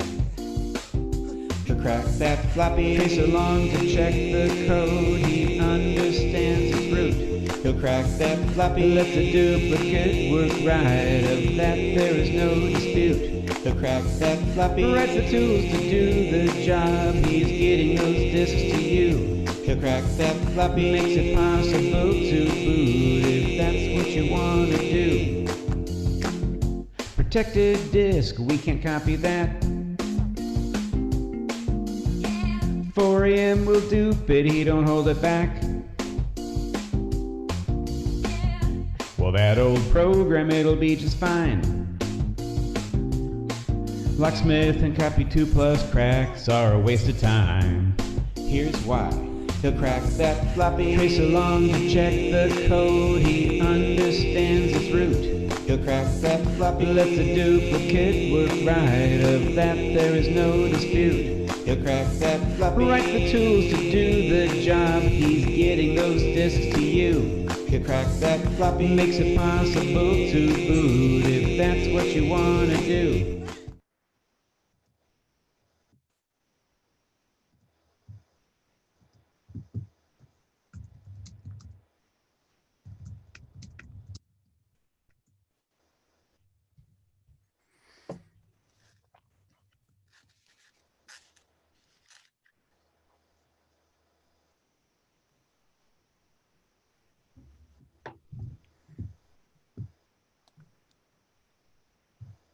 Hello.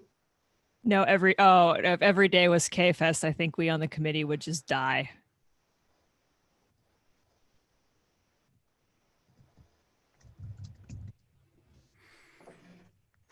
But thank you.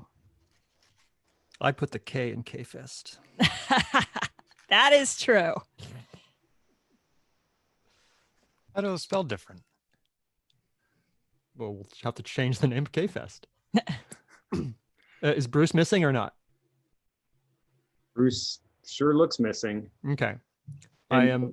One question, Jeremy Rand, do you need that account to be up there, or can I demote you?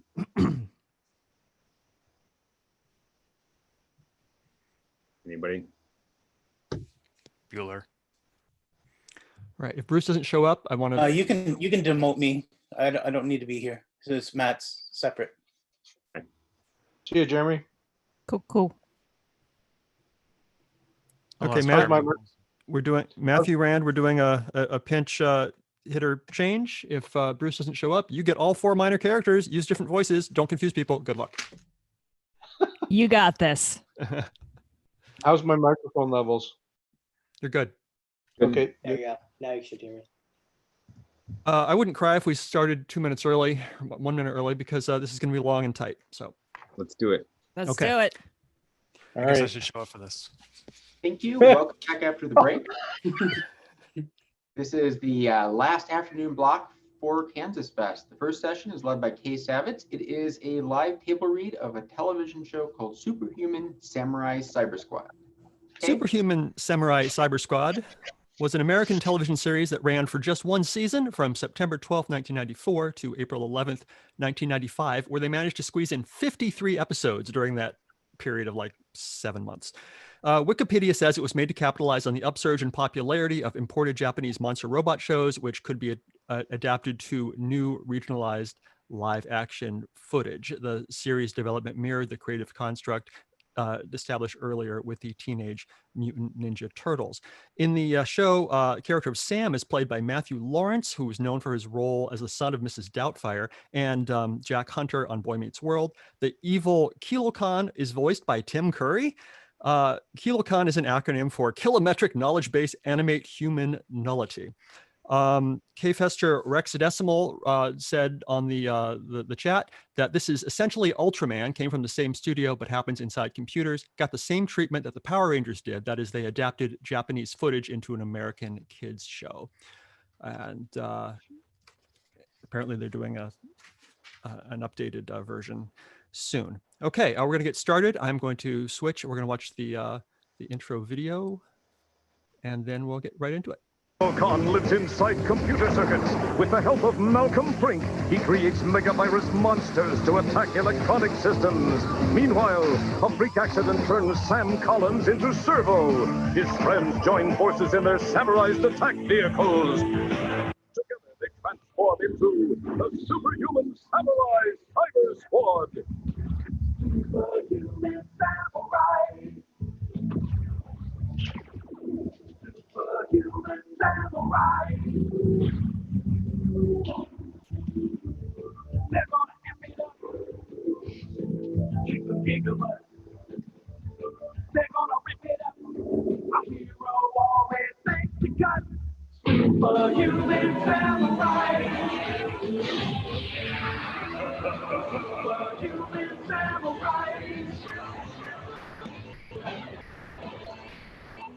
Interior, suburban house basement. The whole crew is there. Tanker is playing drums and eating Fruit Loops. Sydney is working on computers with giant CRTs. Sam Collins is fussing with his electric guitar.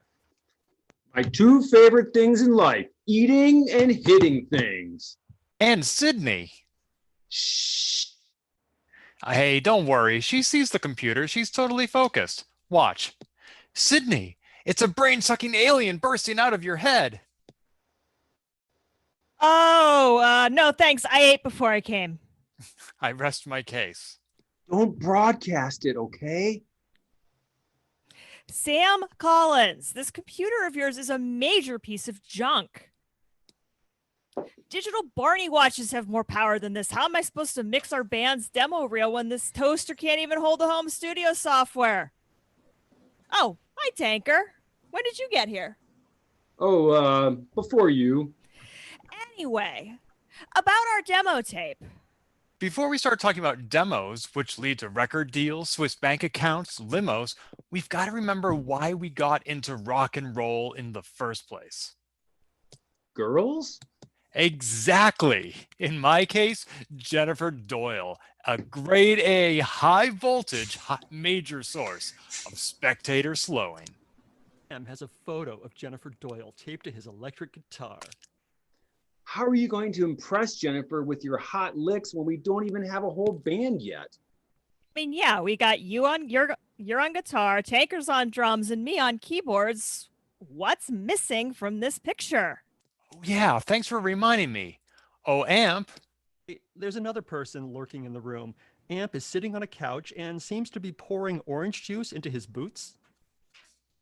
You called the wise one? Yeah, I was wondering. I heard your brother was an industrial strength bass player. Would you be willing to loan you his car? No. Electroplate his gym socks? No. Suck a rat through his straw? No, Amp, just join our band. What an odd request, but I'll ask him. Amp heads up the basement stairs. Oh, don't freak my science project, okay? Stay, Boots. Tanker, you're right. What are the chances of Jennifer going out with a flashy, talented, silver-tongued charmer like me if we don't have a band together? 136.9 to 1. It's a fact. Sydney, where do you come up with these statistics? From the dating probability tables in the Keen Teen magazine. Better luck next time, amigo. I'll ask Jennifer out. You'll see. Just got to get her phone number first. It's unlisted, Sam. Remember? You looked at every phone book. And database. I'll get her phone number. Just watch and learn, little Nettie. Interior, student store at the school. Mrs. Starkey is behind the counter engrossed in a motocross magazine. Jennifer Doyle, the object of Sam's love interest, and Yoli, who we will not see again in this episode, enter.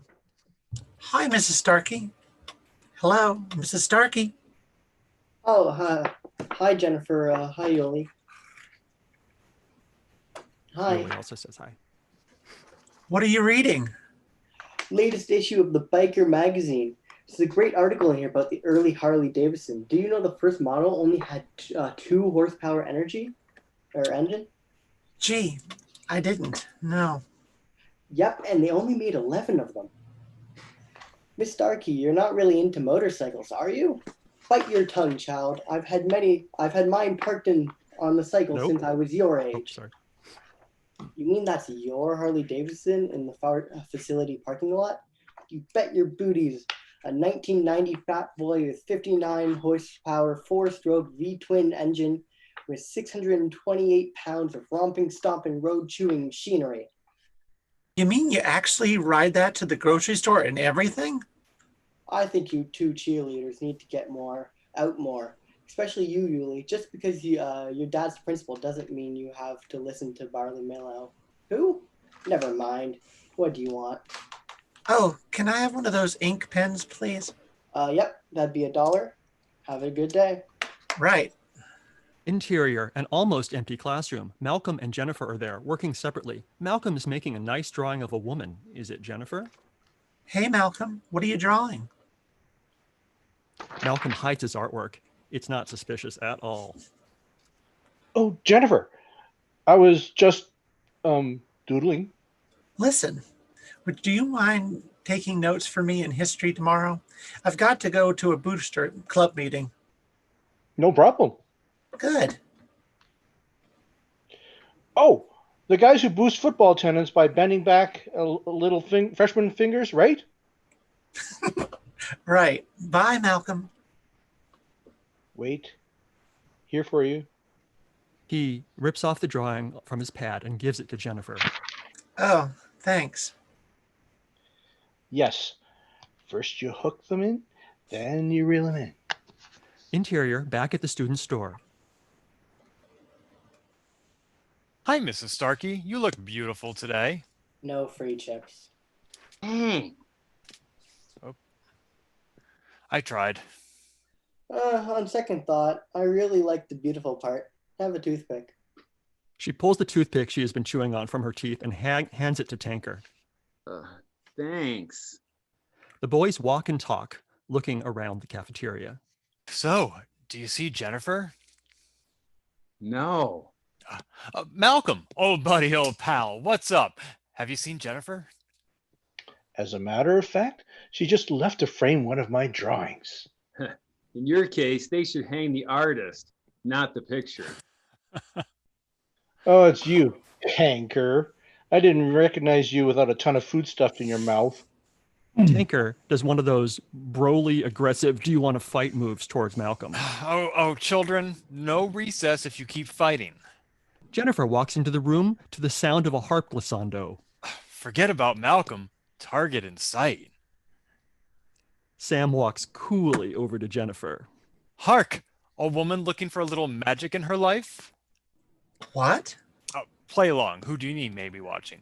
Sit down. Okay, young lady. Pick a number. Okay. Got it? Here, write it down. Add 1,000. Reverse it. Jennifer gamely does the math on a piece of paper. Subtract a year. And then add your phone number. My phone number? Yeah, it makes the trick harder. Okay, now divide it by 2. And the number is 42. 175. Only off by 3. Well, let me put that away for you. He takes the paper, crumples it up, and throws it in the waste bin. Sorry about the trick, Sam. I've got to get to class. It's okay. I've learned to live with disappointment. Bye. As soon as Jennifer leaves, Sam runs to the trash can and fishes out the paper with her phone number on it. Yes! I love when a plan works out. All I got to do is call her tonight. Call her? What for? You'll never beat it out of me, Copper. For a date, of course. Don't mean to rain on your parade, Romeo, but Jennifer has no time for dates. The girl is always busy. You're right. Cheerleading, booster club, swim team, dance lessons, flower arranging, dog grooming. She is an active young miss. You're out of luck, pal. But see, I heard Maria, who told Heather, who told Bob, who mentioned to Steve, who was overheard by Sydney, that she's actually free this Saturday. Call me a dim bulb, but if all those people know that the most wanted girl in school is free this weekend, do you really think you'll be the only one calling her? Oh, I'm going to have to call her right after school. Not if I can stop you, Sam, old buddy, old pal. After a commercial break, we are interior, a dark room. It's Malcolm's evil lair. Or maybe it's the school's copier room. Yeah, maybe it's the copy room. Can't let him steal her away from me. Maybe if I could cut his phone line, or chop down the phone pole, or nuke his house. As Malcolm continues his soliloquy, he is working on a computer, some sort of PC, drawing and animating a fire-breathing monster. If only this monster were real, I'd send it over to Sam's house, stomp it into the ground, and then barbecue the pieces with a few fireballs. Yeah. Thunder! Exterior, stock footage of lightning. The lightning hits a telephone pole and travels down a tree into Malcolm's computer. Remember, kids, always use a surge protector. I like it, meat thing. The monster on this computer has come alive, though still on the screen. Who the heck are you? I am Kilocon, subjugator of the digital world, and I need someone with your touch. I need to lay off the cyberpunk books. You are not dreaming, meat thing. Stop calling me that. But that is what you are, correct? A human, yes. Are you? I am not flesh or blood. I am more. I am the most powerful computer program in existence. Then why do you need me? You can create what I cannot. No talent, huh? Why viruses? To corrupt and destroy, to bring chaos to the world. How? Within all computerized equipment is a hidden world, a digital world. Each computer chip is controlled by a circuit tower. With a mega virus monster, I can destroy these towers. Why would you want to? I crave it. What do you crave, meat thing? To mess up Sam's call to my girlfriend. Could a virus destroy a telephone circuit? Yeah. Then you got a deal.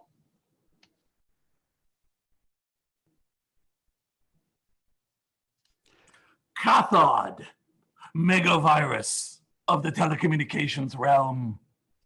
I give you life. A new monster appears on yet another screen. Now I send Cathod into the phone computers. Great. In Cyberworld, Cathod starts to create havoc. Interior, school cafeteria. Mrs. Starkey is on the phone. Yeah, I want some more of the green stuff. And if you can send some more of the brown chocolates. Oh, She is shocked by the telephone. same to you, Bucky. In Cyberworld, there are more explosions. Let's see you call Jennifer now. Another commercial break, then we're back to the basement hangout. Tanker says... Tanker. Chris, you're muted. Relax, Sam. Your mom will be off the phone soon. No, she's on the phone with her sister in Australia. You know, the phone company once gave her a plaque for breaking a long-distance billing record. Oh, big brother. Sam's little sister, Elizabeth, is heard from up the stairs, but never seen. Elizabeth, is Mom off the phone yet? No, What'd you call me over here for? my teacher said I could share. So? A messy pile of mushy ice cream flies down the stairs and onto Sam's face. Ugh. Elizabeth! Strawberry swirl. Hey, Sam, why don't you come over, try out the new sound mixer? Okay. Now what? Play something. Okay. No, wait. I'm getting a power surge. Sam disappears into the electric guitar. Sorry, it's my turn. Sam disappears into the electric guitar cable in a flash of light. Awesome 90s Lawnmower Man graphics. Sam reappears on the couch in another flash, guitar still in hand. Sam, what was that? A B flat, I think. Hey, the ice cream's all gone. Sam, where'd you go? And what's this? She grabs his arm. There's a comically giant wristwatch thing on his left wrist. I don't know, Sid. You didn't zap me because I bent your floppy disk, did you?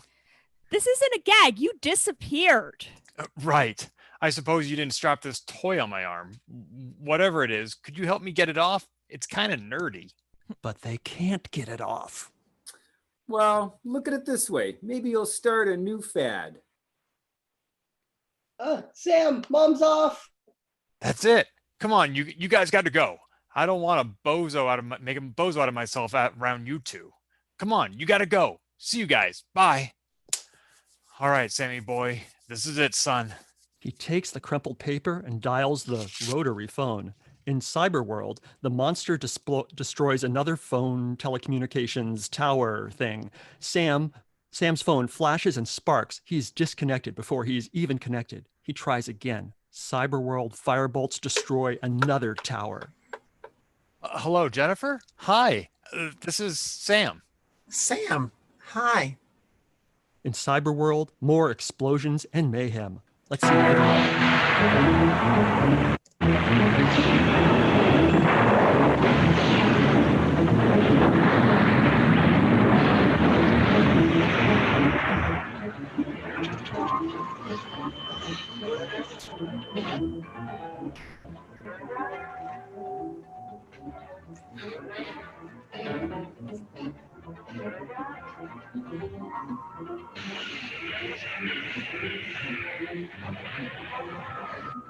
Hello? Jennifer? Oh, hi, this is Sam. Yeah, it's Sam. Sam, hi.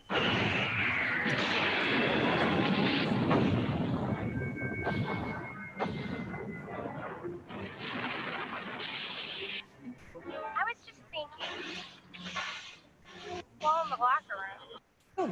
The phone goes crackle, crackle, crackle. And then Sam says, Hello? Jennifer? Jen? They are disconnected again. Sam is heartbroken. He turns on the TV news. With a mysterious and unexplained phone distributions in every walk of life, the business sector is entirely hard hit. Nor is this just a local problem. Technical difficulties are being reported as far away as Japan. Phone officials are widely and desperately trying to solve the dilemma before it becomes a global disaster. Boy, I thought I had problems. Is it me? Narrator? Narrator. Narrator. Narrator. The computer in the basement lights up. It shows a robot-like figure and the words servo program. What is this? I think it's a servo program. Cool battle armor. The robot indeed has cool battle armor. Lightning flashes, zappy effects. Sam is engulfed in light. He's sucked into the computer and appears on the screen. Let's watch it happen.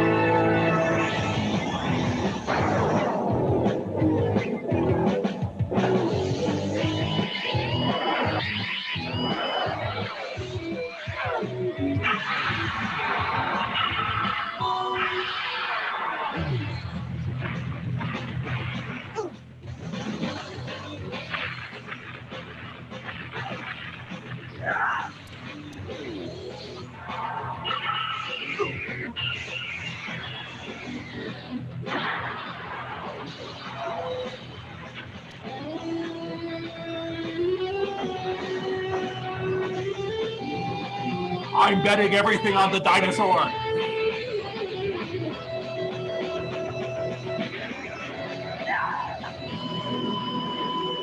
Interior, Malcolm's evil lair / bedroom. I thought you were only going to mess up Sam's phone. I improvised. Who said you can improvise?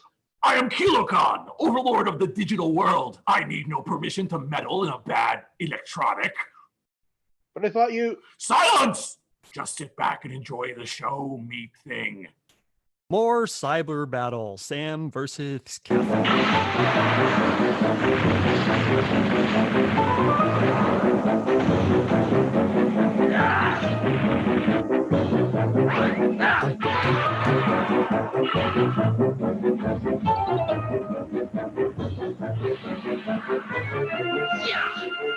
Meat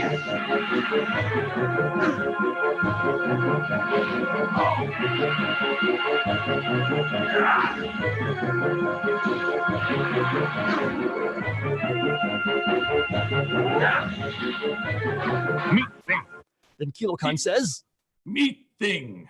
Who is that fighting with Calica? Did you send in another program? Me? I didn't send anything in there. I thought it was one of your goons. He's destroying my mega virus monster. And why don't you stop him? I cannot. His formatting is locked. He is beyond my control. Oh, I guess you're not the all-powerful big shot we thought you were. Are we, Captain?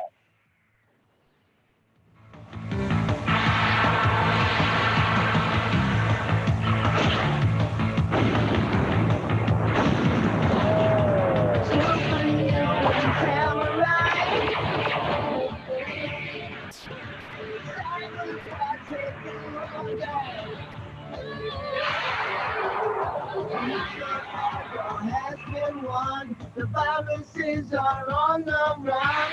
Everything's gonna be alright. Kilokron's gonna lose this fight.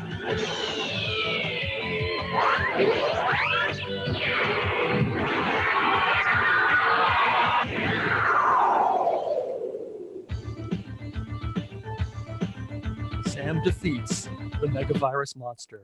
Yay. Run and hide, you coward. But someday I will find you, and I will destroy you. So swears Kilokon. Commercial break. Interior, school cafeteria. You mean you actually went into the digital world? Shh. I don't want people thinking I'm a computer geek. I know, but Sam, this is history. No one's ever been in cyberspace before. Wow, my best buddy, a cyber samurai. Look, you two, I don't want Jennifer ever knowing about this. She'll never go out with me. It's bad enough I got this toy on my wrist. Jennifer walks up and sits down. Sam, wasn't that weird? Right in the middle of your call, the phones in the whole world went nuts. Yeah, weird. So? Why did you call?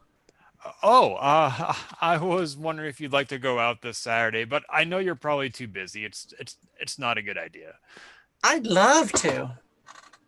Really? Oh, that's excellent. Oh, and Sam? Yeah? Nice watch. Oh. Sam attempts in vain to hide the enormous cyber watch under his long-sleeved shirt. And scene. Well done. Ooh, we have a couple minutes for actor talkback if anyone has any questions. I'm so glad that worked out. Me too. Jeez. I didn't even know if my microphone was working.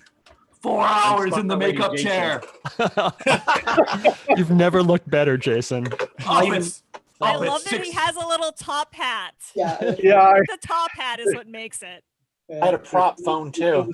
I saw. That was awesome. Thank you. I love the orange phone.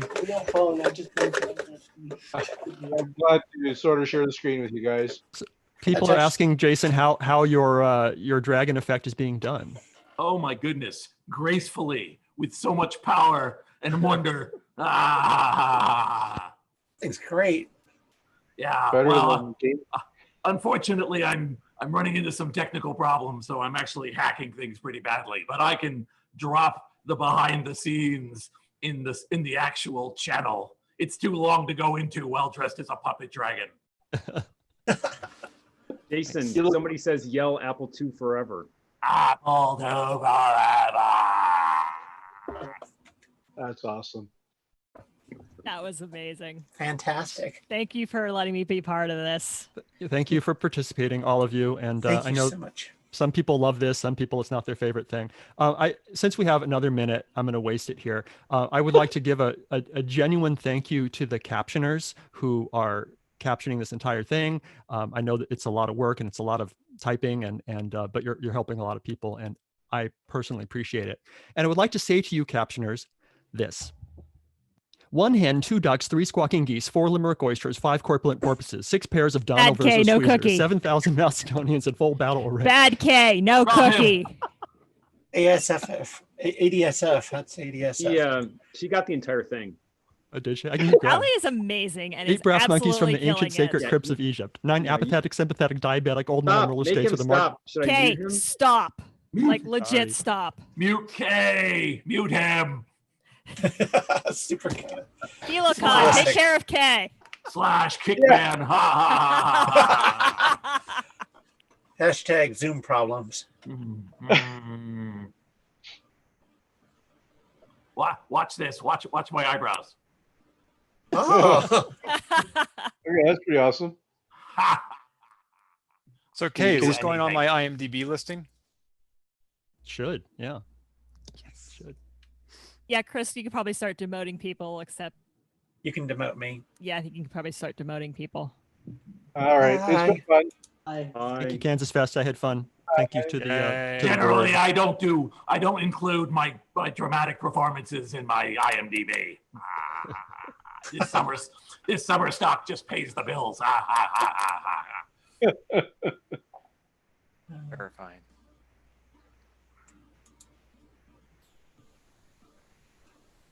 Yeah, I'm still here. We've got about 3 minutes until the next session starts.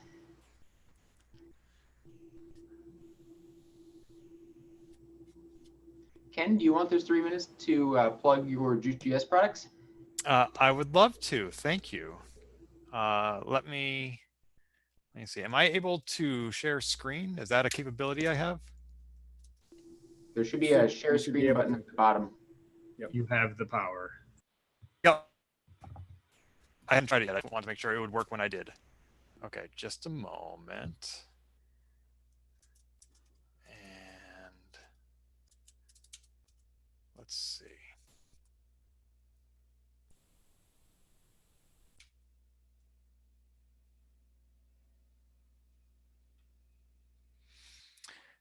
Hey, so Juice.js is the longest running Apple II publication still in print. We are currently in our 25th year. We just published our 98th quarterly issue just last month. And today we were very excited to announce that we are going to continue publication in 2021. Now, this is an announcement we make at every KansasFest that we're going to be back next year. But every year, I don't want the magazine to be taken for granted because every year is different. And especially this year, I mean, one of the very first questions I got back in March when the pandemic struck wasn't if I was okay. It was, am I going to be able to ship Juice.js that month? So I appreciate where everybody's priorities are. And I want to let you know that we are continuing to publish this magazine. We're not going to stop with 25 volumes. We're not going to stop with 100 issues. We're going to continue into 2021. Now, our subscriptions automatically renew. So if you're already signed up, no action is needed. You'll automatically get charged on January 1st at the same prices as this year, which is $20 for United States subscribers, $25 in Canada and Mexico, and $28 everywhere else. For that price, you get 4 issues of at least 20 pages each with exclusive interviews, reviews, news, tutorials, programming strategies, looks behind the scenes by developers about how they made their products, reviews of the latest hardware, software, and books, and much, much more. Now, that's not all. We have more coming for you today. If you want to subscribe to 2020, you can do that today, and I will immediately ship you the March and June issues, and you'll get the September and December issues when they come out. You can also sign up to start a new subscription if you're not already a subscriber, starting in 2021 if you want. So you won't get charged anything for the next 5 months. And then January 1st, you'll get charged. But if you want something to read today and you don't want to wait for something to ship, which especially during a pandemic is hard with everything being slowed down, you can buy old issues in PDF. We just released 40 more issues just today as PDFs, volumes 11 through 20.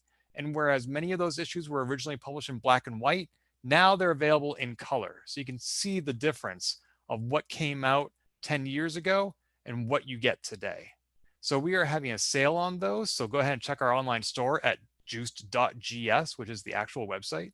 You can also get Dr. Steve Wyrick's book, Sophistication and Simplicity, on sale this weekend only, $10 plus shipping for an autographed hardcover, or $15 for the ebook. On Monday, the hardcover goes up to $15 as well. And we also have Esprit de Apple Core, which is a 2 CD set of tens of thousands of Apple II multimedia, mod tracks, animations, games, and utilities, completely free from our online store. I see I'm out of time, so thank you very much for letting me fill that. Apple II forever. Thanks, Ken. Our next session is about A2 OS X and Apple II multi-user multitasking operating system. I believe this one is pre-recorded by Patrick Klepfer.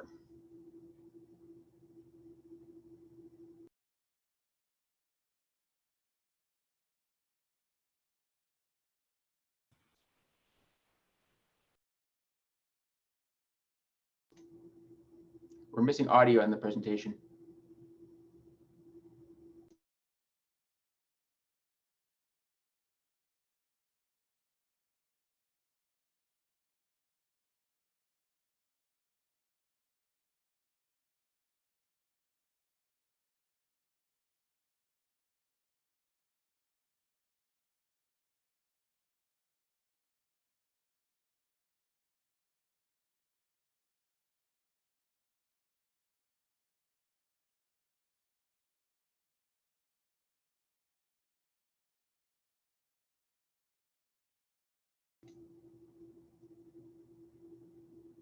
Sorry for the delay, we're working on it.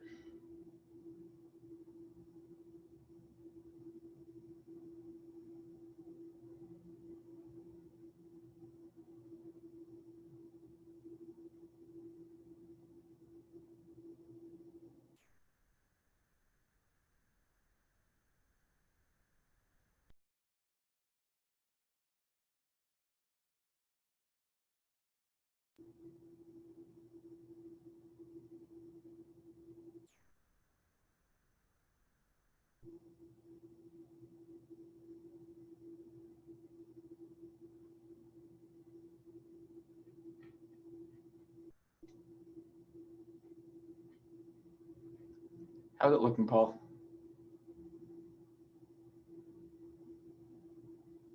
Hey everyone, and welcome to the KansasFest session on A2OSX. I am Patrick Klepfer, and we'll be providing today's overview and demo, and time permitting, we'll answer any questions we have at the end. Over the next 20 or 25 minutes or so, I hope to give you a basic understanding of A2OSX and how it is built, what it can be used for, and how you can add to it yourselves. What is A2OSX? Is it a program launcher like Bitsy Bye? A command shell or programming environment like you find in Aztec or Cayenne? Or is it an operating system? When I was writing the documentation, I had trouble calling it an OS because ProDOS was the OS and A2OSX ran on top of it. So I started describing it as an operating environment like TopView or DeskView for PC. Truth be told, it is more comparable to Windows, which originally ran on top of MS-DOS, but which is today a full OS. The main force behind this project is Remy Guibert, who got a start on the 6502 at 12 and later on the Apple II. Back in 2015, he discovered a box of his old floppies containing the SC MASM source, obtained an Apple to recap, where he found himself back in the 8-bit world coding with a vengeance. While working on several projects such as scripting, a TCP/IP stack, better graphical libraries, he got fed up rebooting to another disk just to switch to another task. Why not build a unified environment where copying files, editing, networking does not require rebooting and switching programs? Hence, A2OSX was born. Let's take a quick and high-level look at A2OSX. How is it constructed? What it does? And what it provides to both the user and hopefully a growing base of developers. As I mentioned earlier, A2OSX loads on top of ProDOS and is in fact tested with multiple versions on a regular basis. At the core, there is the kernel, which provides the process scheduler and a set of APIs for tasks such as I/O, terminal screen handling, memory stack management. The system can load additional libraries like a compression library for packing files and drivers for hardware devices. what we call bins, well, because they are stored in the bin directory, use the libraries and drivers to form complete services, servers, and apps or utilities. A bin can be as simple as WC or word count that displays the character, word, and line counts for a file, or as complex as edit, a complete full-screen large file text and source file editor. An important point here, code is only loaded once. So yes, the libraries can be shared by multiple programs, and in addition, if the same bin was running more than once, say you were editing 2 different files at the same time, the code for edit would only be in the system one time. Let's walk through the boot process, which will show not only what is going on under the covers, but also more fully show how A2OSX is becoming a complete operating system for your venerable Apple II. When you start A2OSX, the system file, the first thing it does, check to see if there's a logo, and if so, displays it. And now that the marketing feature's out of the way, we'll get to the technical parts. The real thing it does is check that your system has at least a 6502 and 128K of RAM, which are the minimum requirements. If so, it disconnects the RAM drive and so that we can use both banks of memory for A2OSX. Next, it will look in the sys directory and automatically load any file starting with KM. These are like patches to underlying ProDOS that add functionality that A2OSX can use. One is KM NSC for the no-sock clock. This is in essence exactly what NSC clock.system does. There's also one to set up a RAM disk if you have a RAMWorks card, and if you have ADT Pro set up to share drives, there's a KM VS drive that allows you to connect 2 virtual drives over the first SSC in the system. We plan to add some other KMs like supporting AppleTalk in the future. Once these modules have been loaded, the ProDOS quick code routines are updated and told that the next process to load is syskernel, and A2OS system exits. This loads the kernel. The purpose of the new QC system is so that in the future we can allow a user to run another ProDOS system command that will get loaded into QC, and A2OSX will do a restart, causing it to exit and your program to run. When your program quits, the QC system will then reload the kernel all over again. The kernel will create its memory banks for different functions and set up its process scheduler, and loads via NoHup the first process, initd. Initd then creates the console device for output of system messages and executes the tasks found in etc init, each of which is treated as a NoHup initiated system process, meaning they're not connected to a user, and the console will become their output device. Out of the box, etc init is set to create the Getty and with it login processes for the virtual terminal set up on your Apple II. The default is 2, but this can be changed to up to 8. There is an impact to memory for each virtual terminal. In addition, the example init file has several commented out lines that you can edit to add support for real terminals, which are connected via super serial cards, or to load drivers for a network card, initialize the network service, and then even automatically start up servers such as the provided web server or Telnet D server. These server processes are smart enough to wait for the network to fully load and fully initialize before trying to provide the services themselves.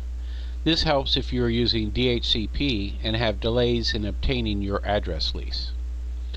Right now the network support is only for TCP networks with either static or dynamic IP addresses. We do plan to add support for AppleTalk or EtherTalk networking in the future.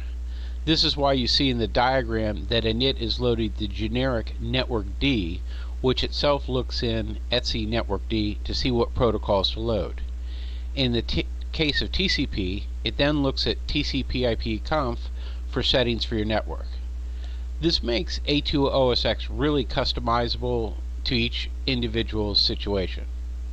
Once Getty is loaded and starts, the login process on that particular device, you will see the standard A2OSX welcome banner, and you can log in with a valid user ID and password, which are handled by the kernel. When you start A2OSX for the first time, there are no users created yet, so in that case, login will automatically log you in as the root user. When a user logs in, login will load the shell, or bin.sh, and execute the script profile found in the user's home directory. You can see here in the little screen insert, the process is running from a booted system, which include the ps command itself being executed. For those of you interested, here is a cursory overview of the A2OSX memory map. As you can see, it makes extensive use of both main and auxiliary memory. In fact, much of A2OSX itself is loaded in aux opposite ProDOS.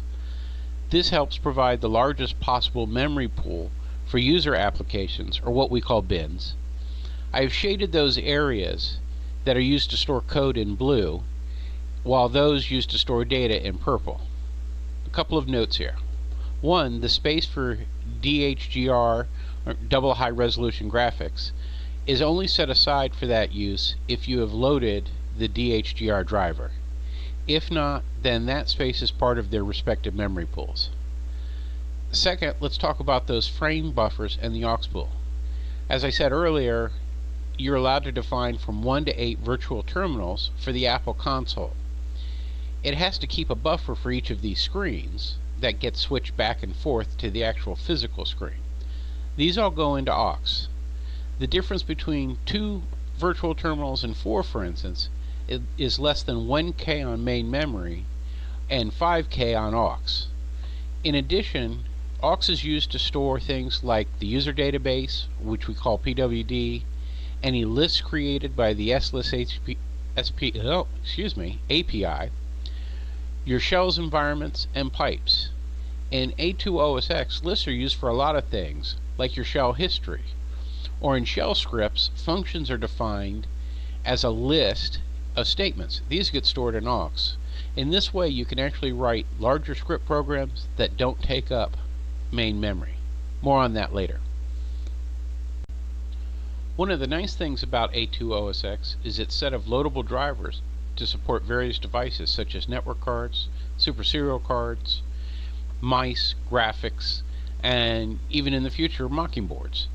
These drivers can be loaded automatically at startup, as we discussed, or manually from the command line, or in scripts as needed.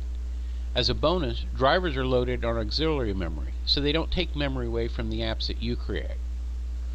Likely the most interesting part of the drivers for many of you is that there is a set for network cards, LanceGS, the original Ethernet, and the Ethernet 2, that talk to those specific bits of hardware, but present the same interface to the network libraries.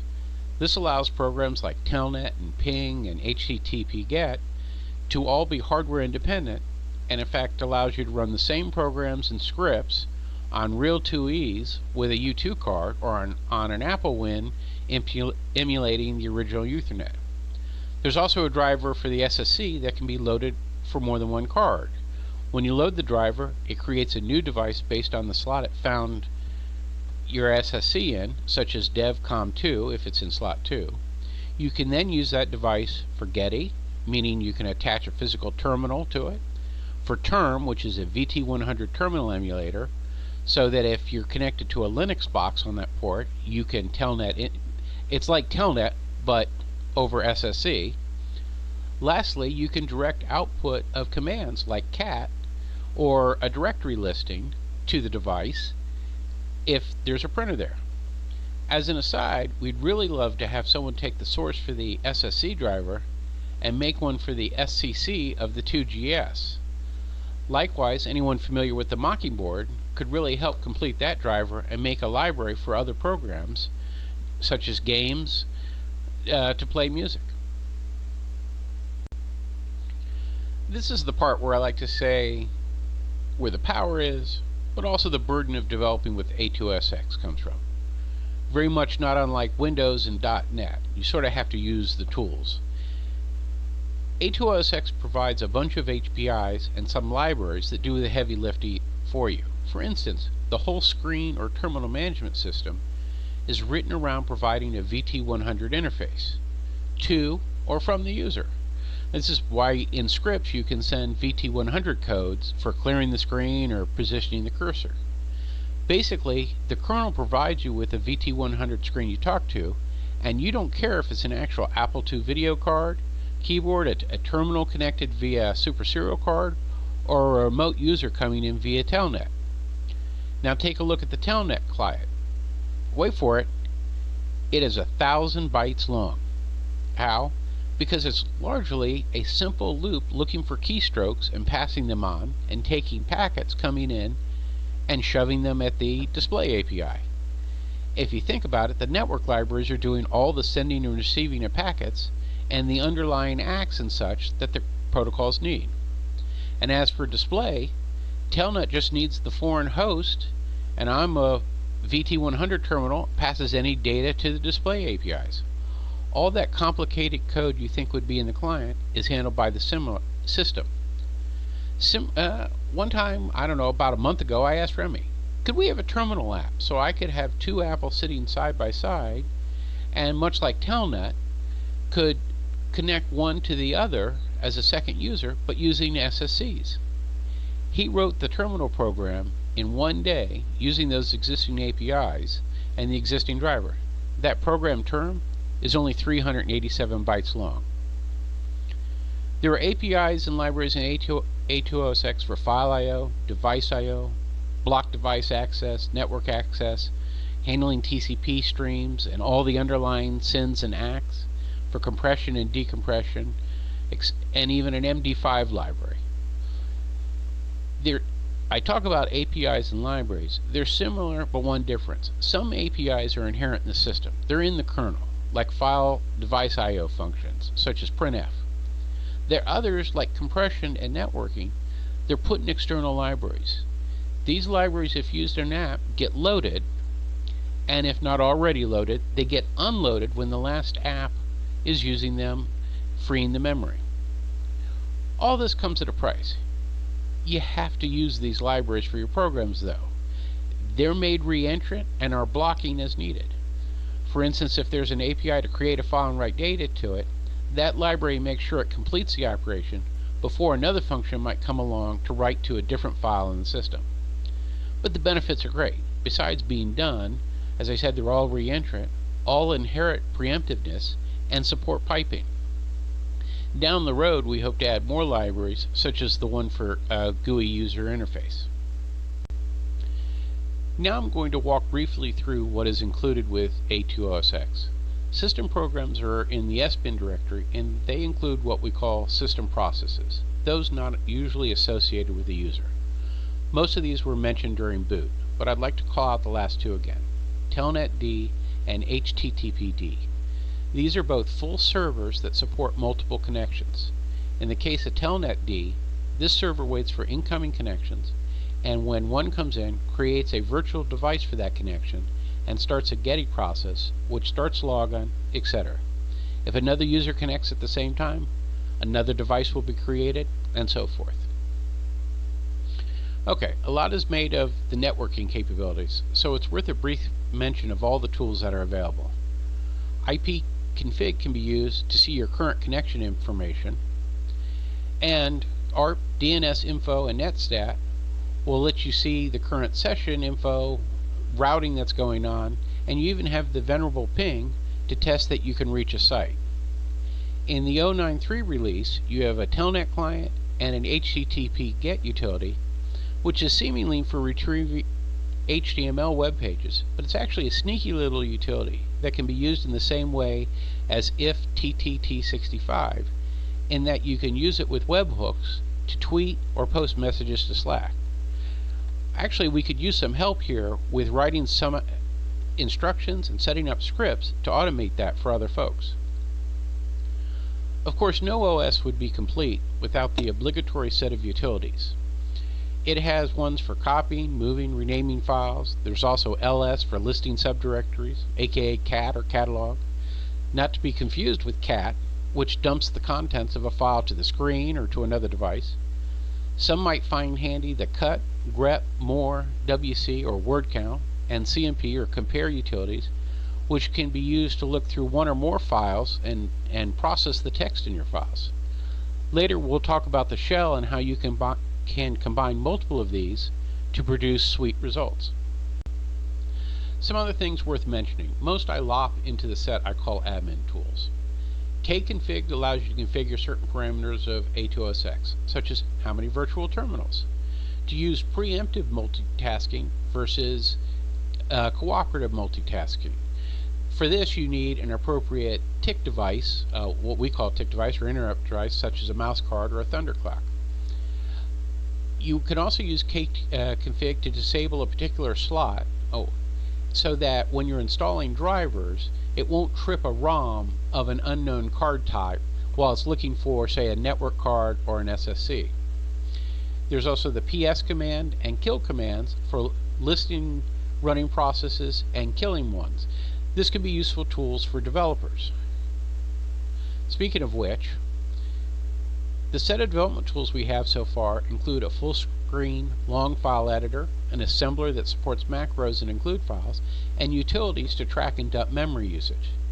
These are also handy utilities like PS just mentioned to be used in virtual terminals where you can be running a process in one and switch to another to look at the system, memory, network status to see what's going on with the app you just wrote.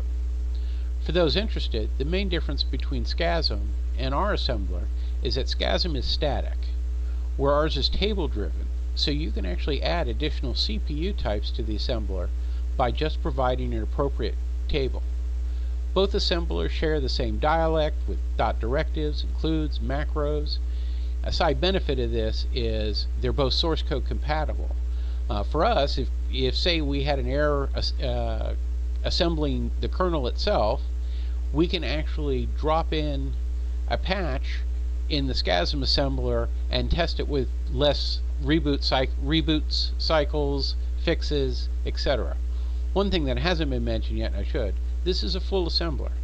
You can make standard ProDOS system files, not just A2OSX bins. Speaking of bins, FYI, the two largest outside the kernel, which is about 26K, are edit and assembler. The third largest I'm going to talk about now, and that's the shell. This is the part that most users will probably think A2OSX is, because it's what you see. But that's like thinking bash equals Linux. It's the part you interact with. The shell in A2OSX, or binsh, is modeled after bash and has many of its features, including things like a history, though not saved, it's only for the current session, that you can scroll through, environment variables, scripts, and scripts that can call other scripts, full parameter or argument passing. The A2S test system is actually a series of about 100K worth of scripts that call each other and keep track of error counts, test runs, outputting all of the results to a single file. You can even do complex things inside of scripts or at a command line, like do a for loop of instructions based on the result of a command itself. Part of the make system to build release media uses a for var in a file and then copies the vars to a destination. This way, when I want to add new modules to the media, I just update the file containing the list of files to copy and not have to touch the script. If you ask, why not just copy all? Two reasons. One, I can make sure not to pick up any not ready for prime time bins. And two, I can pre-sort my copy lists so the files end up alphabetized in the resulting media. Hello, Bobby! Lastly, let me just reiterate that the shell and A2OSX fully supports piping and redirection. I mentioned earlier you can cat or dump a file to a device such as a printer. But also, if you have a script that normally outputs to the screen, you can simply run the script and add a redirect to a file, and it will handle it for you. ProDOS. We all love ProDOS. It has Pro right in its name, so you know it's good. Today there are some new variants, a couple included with A2OSX. First is ProDOS 203TC, which is simply 203 with 8 bytes patch for the current set of years. The other is a completely refactored version of ProDOS that we call FX. It was started initially to improve the interrupt handler in ProDOS to better support preemptive switching in the process scheduler. Since A2OSX requires an enhanced 2E, a lot of the legacy code could be removed, making room for new features such as lowercase support, ACLs, support for drive remapping, additional clock support, and now we can actually edit and assemble ProDOS in A2OSX, so we're close to a full system that can build itself. Okay, now it's time for some demos. Okay, I'm going to speed through some things pretty quick just to show you A2OSX, like getting a directory listing. You can even get a list of all the volumes that are online, and the -L normally would give you what catalog does, but for volumes it shows you the total disk space and what device it's on.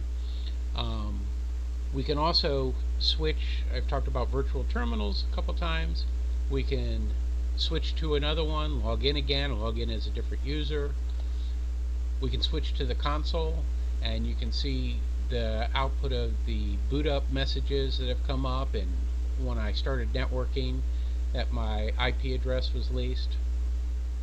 And in fact, since we're talking about networking, I'm going to connect to one of our favorite BBS's, A80s. And you can see I have a simple little script here I've written so I don't have to type all that out every time. So just type demo 1, it'll load Telnet and connect automatically for me. And you can see A80s is up. And in fact, I have another host I can connect to, which is actually an Apple IIe sitting next to me running A2OSX. And you can see it's giving me that login screen for that system, and I can log in. And to show you that, if I switch, here's a split screen with the output of the Apple IIe on the left, and my machine, AppleWin, is up here on the top right. And in fact, if I type who, you can see that the root user is logged into that virtual terminal 2 on the physical Apple, and I'm logged in on this TTY57 that was made up by the Telnet server. Now if you notice in the bottom right hand corner of the screen is another login. That's actually PuTTY running on my Windows system. So now I've logged in 3 times to the same Apple IIe, and it's handling the output for all of the it's handling those users all at the same time. And you can actually see the cursor blinking and everything. I'm gonna log out of that and switch back. I'm back in AppleWin, and we can log out. We're still on the connected to the Apple IIe, and we can simply hit the exit key from Telnet, and we're back on our local system. There are, as I mentioned earlier, went through all of the various commands that are available. There's actually some new ones we're working on, such as a IRC client, where as you see here, it's connecting to an IRC host, and we've actually got a A2OSX channel that we've established. So once we push this out to more people, I'm going to get out of that, push this out to more people, we hope to have a chat channel that people can, from A2OSX, be able to talk to each other. The last thing I want to show you is, oh, that's me, sorry. Go back to, this is the TUI we talked about that was running the Telnet session, and if I switch over to its console, you see the output of it, and you can see where Telnet D was processing incoming connections. On the right, you see standard Chrome browser, And if I click the right window instead of the presentation window, 92.168.0.47. You can see in the web browser on the right, it's loaded a web page that is being served up by that Apple IIe, and you can actually see the messages on the left hand side. And as again, I got to click the right place. As I click other pages, you can see on the left the Apple responding and serving them. This is running at the same time as the Telnet server, and again, if I switch back to the console, to a virtual terminal, I can do any work of my own. And that's all happening concurrently. Okay, I'll stop now, and if there's any time, answer any questions you have.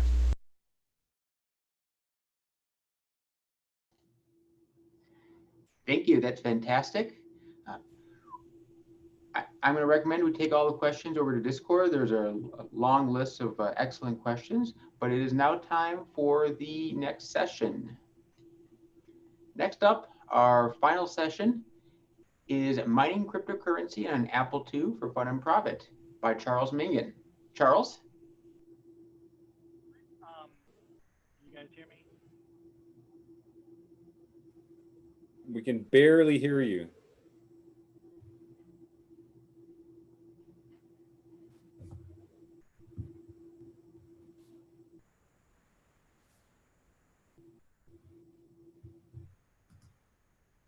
Charles, are you there?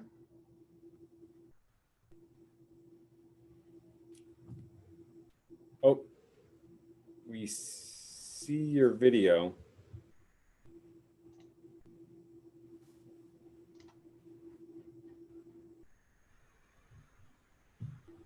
Okay, we've got video from Charles, but no audio yet.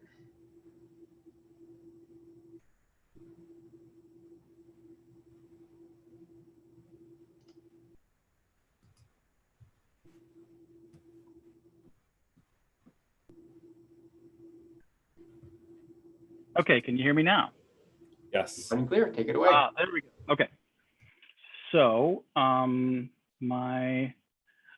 there was a big storm that just rolled through here a few minutes ago, and so my internet connection has been kind of blinking off and on a little bit.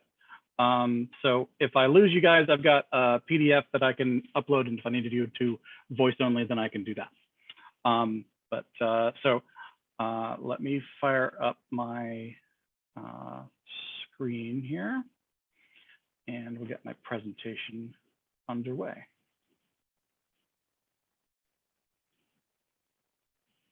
Okay.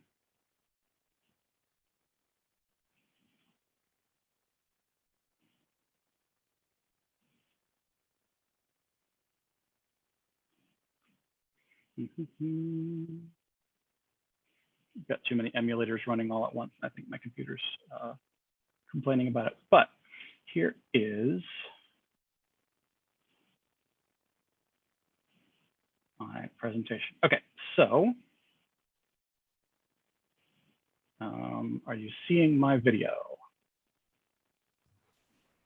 Yes. Okay, good. Like I said, my bandwidth was going in and out during the last presentation. I was kind of scrambling to see what was going on there. Okay, so I'm Charles Mangan.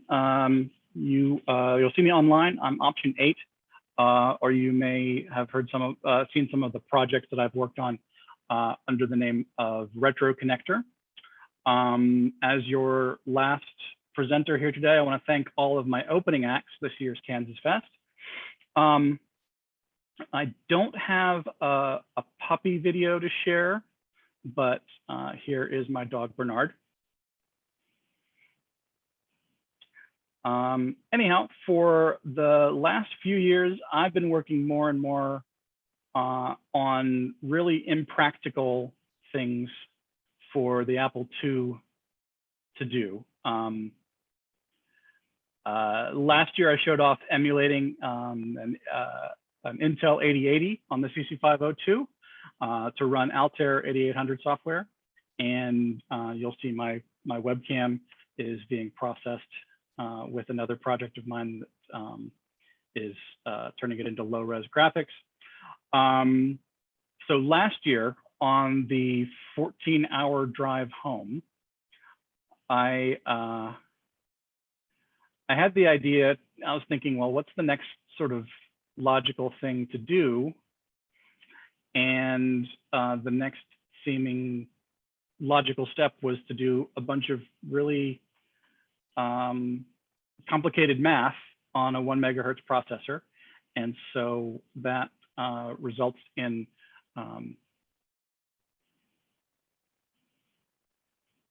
mining cryptocurrency or Bitcoin for well, fun and profit, not guaranteed. So to start out, what is Bitcoin? If you are familiar with it, you can snooze for a few minutes. But the main gist of Bitcoin is using computers to do math and making money from it. It's complicated, but surprisingly not as complicated as you might think. So let's take a side track into something a little easier that you learned in 4th grade or so. That's prime numbers. Everybody knows what prime numbers are, and it's how we'll eventually hear from aliens when they call us on the phone, like Jodie Foster here in Contact. And as for finding prime numbers, really big ones, that's important stuff for encryption, for security. They use factoring prime numbers as a test for the security of communications and things like that. So the communications protocols that secure everything are based on big prime numbers.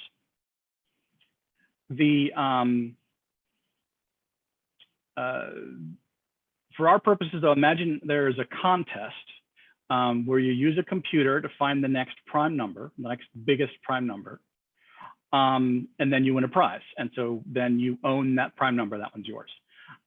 You have to prove that it's a prime number, which is a little hard, but once it's confirmed, independently confirmed, you're good. So the latest, this one here, this largest known prime number, which is printed out on that paper, is 2 to the power of 77,232,917 minus 1, which is called a Mersenne prime. And it took 6 days of nonstop computing on a modern Intel i5 to prove that it was a prime number. Well, actually, not that, but to calculate it and then to do the factoring of it. So 6 days, and it earned the guy $3,000 bucks. Because there is actually a contest for finding prime numbers, and it's on Mersenne.org. It's called the Great Internet Mersenne Prime Search, or GIMPS. And you can earn $3,000 or up to $150,000 if you find specifically a 100 million digit prime number. And I say you, it's really your computer doing that search. You pick a number, the next highest number, and then you do the factoring on it and prove that it is in fact a prime, and then you can essentially, if you're the first one, you win. So mining Bitcoin, though, is not about finding prime numbers, but finding hashes. And so what is a hash?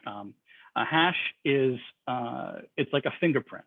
It's a fixed length code of bits that creates a unique fingerprint for any piece of data. It doesn't matter what size the piece of data is, your hash ends up being the same size.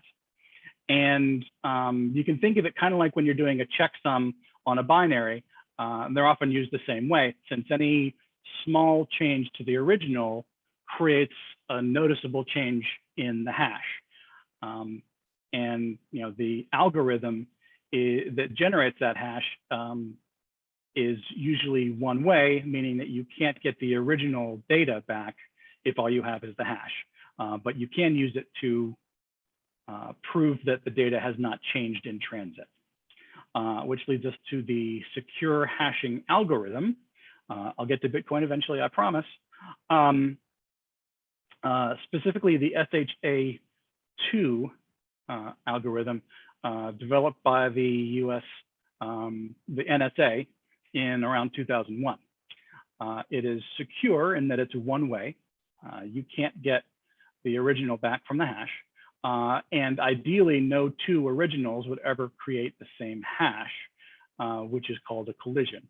And the attacks, so to speak, on this algorithm are generally rely on finding a collision, in which case you have essentially recreated a way to fake a piece of data and foiled the algorithm.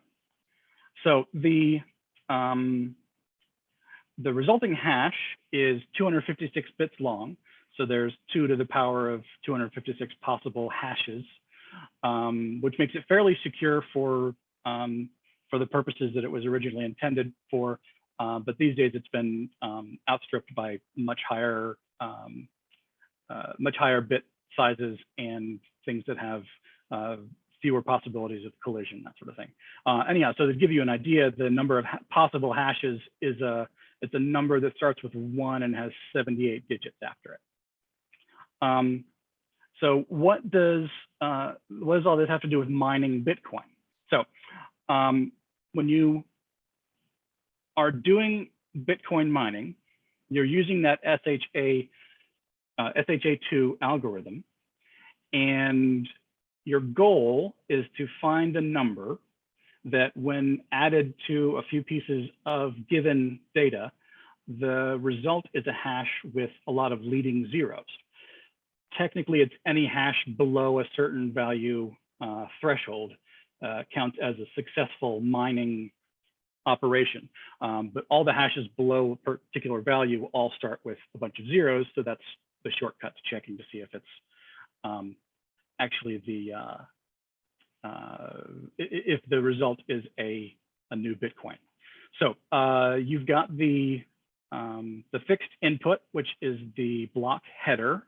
And that includes the version number. It used to be 1, but now it's 2, and they've got plenty of room for growth since it's 4 bytes long. The previous successful hash, so that's the previous coin in the blockchain. The Merkle, which is another hash, it's been built up from various transactions, which is the real point of Bitcoin, to build up the blockchain. And that's a topic for a longer talk on another day, just generating that and validating those.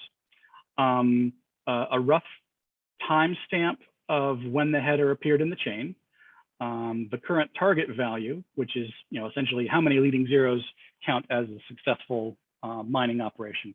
And then finally, in white here is the nonce, which is the bit that we change at the end.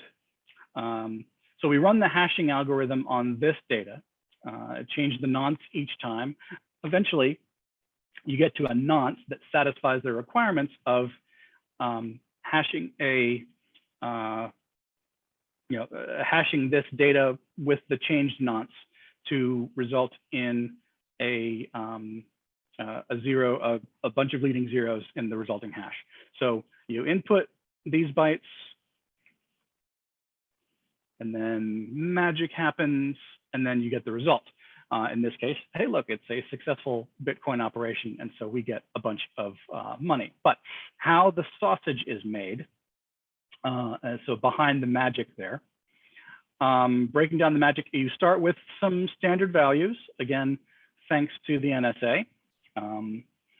And these are the first 32 bits of the fractional parts of the square roots of the first 8 primes, and the first 32 bits of the fractional parts of the cube roots of the first 64 primes. So those will never change. And then we have our data, which is the header here. We break that data into 64-byte or 512-bit chunks. We work on one chunk at a time. And then we chunk the chunks into words that are 32 bits long. And those are words 0 through 15. And then there's a prescribed operation to rotate and break those 16 words into an additional 48. And so our data is now combined and expanded into these 64 words. And then those are rotated and combined into the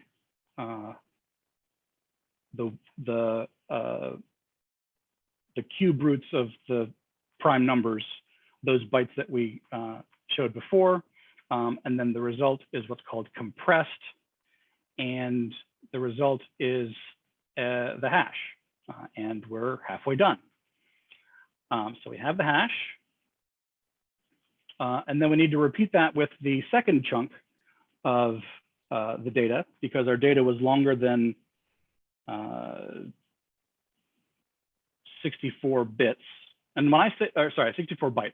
When I'm saying bytes, I mean 8-bit bytes in our usual parlance. The documentation for this goes back and forth several times between referring to things as bytes and words and bits. So we repeat that with chunk number 1, and we're halfway done again. So then with Bitcoin mining, we do it again. We hash that hash. And then, so the result is your operation. And all of the operations that are in this process are, they're all individually very easy. They're really just shifting bits, doing binary ands and XORs, and a few others that can be broken down into binary and, ors, and nots. So just things that are really fast for a processor to do, but just there's a lot of them. And you can even do it by hand, like this guy here. This is Ken Sharif. He's built Bitcoin mining programs for a bunch of strange retro machines, like an IBM punch card machine, the Apollo guidance computer, and he even demonstrated that it can be done by hand, which is an exercise in, yeah. So if you want to waste an afternoon, you can follow the instructions on his website, rito.com. Yeah, so you get to learn and practice a lot of binary operations by hand. So the trouble is that it's all operating on these 32-bit words and not 8-bit bytes. And so in order to do all these operations, I started by building a library of, sorry about that, 32-bit routines that I can call using the Apple II and its 8-bit operations. So I created a 32-bit registers and accumulator and a few other things that are helpful for moving things around in an 8-bit world to do the 32-bit operations in just a few steps. This library might actually be useful for other people, so it'll be on my GitHub. And so this is the essentially the 32-bit version of the LDA operation. It takes 4 bytes from a specific address that's referenced from by low byte high byte into the 32-bit accumulator, and the result can be used for the other operations later on. And so I essentially went through and for most of the 6502 opcodes, especially the ones that did shifting and adding and the right rotate and left rotate, that kind of thing. Is there a problem with my video?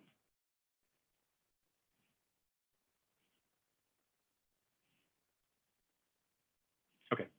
So anyhow,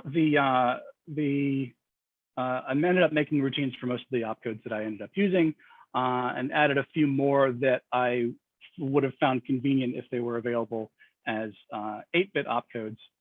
And there's, so there was LDA and add with carry and all the rest, and right shift and merge, and so on. I translated the Wikipedia page pseudocode algorithm into my own pseudocode that was used my 32-bit routines. It was clean and readable code, and it was really easy to see what it was doing. It was easier to follow than a lot of programs that I generally write, but it was slow. I mean, it was dreadfully slow, even for a 1 megahertz machine.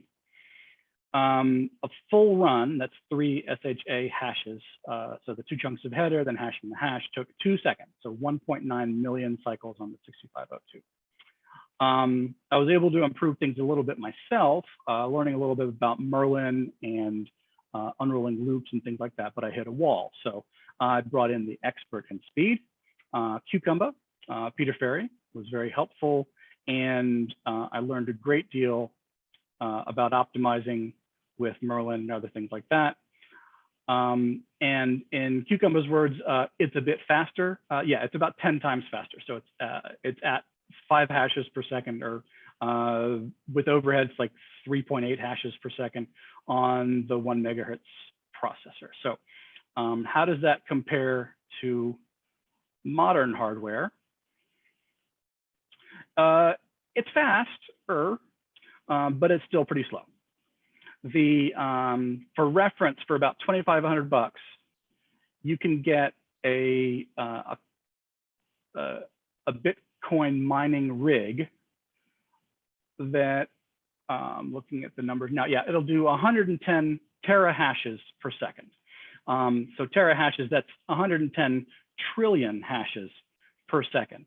And that's $2,500 though. So for $63, you can get a similar rig, but it only does 13.5 trillion hashes per second.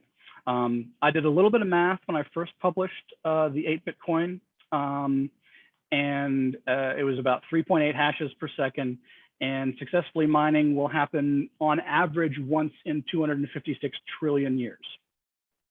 I'm sure with the new emulator that can run at 1 gigahertz, we can get that down to like 256 maybe billion years instead. We'll try and shave that off as much as we can. So now I would like to show you what it looks like for realsies. And if you'll give me just a moment, I will switch my video.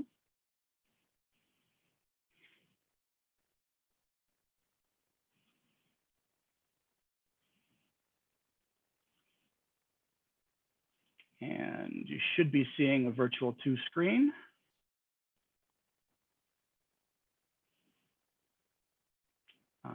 And as we, can someone confirm that I'm actually sharing that screen? Okay, so if I start the emulator here, you should see it boot up. And this is running at 1 megahertz, so it'll take a second. So this is the interface that you see if you were to run the miner on your Apple II. Most of what it's doing is just resulting in hex. So there's nothing much to display, but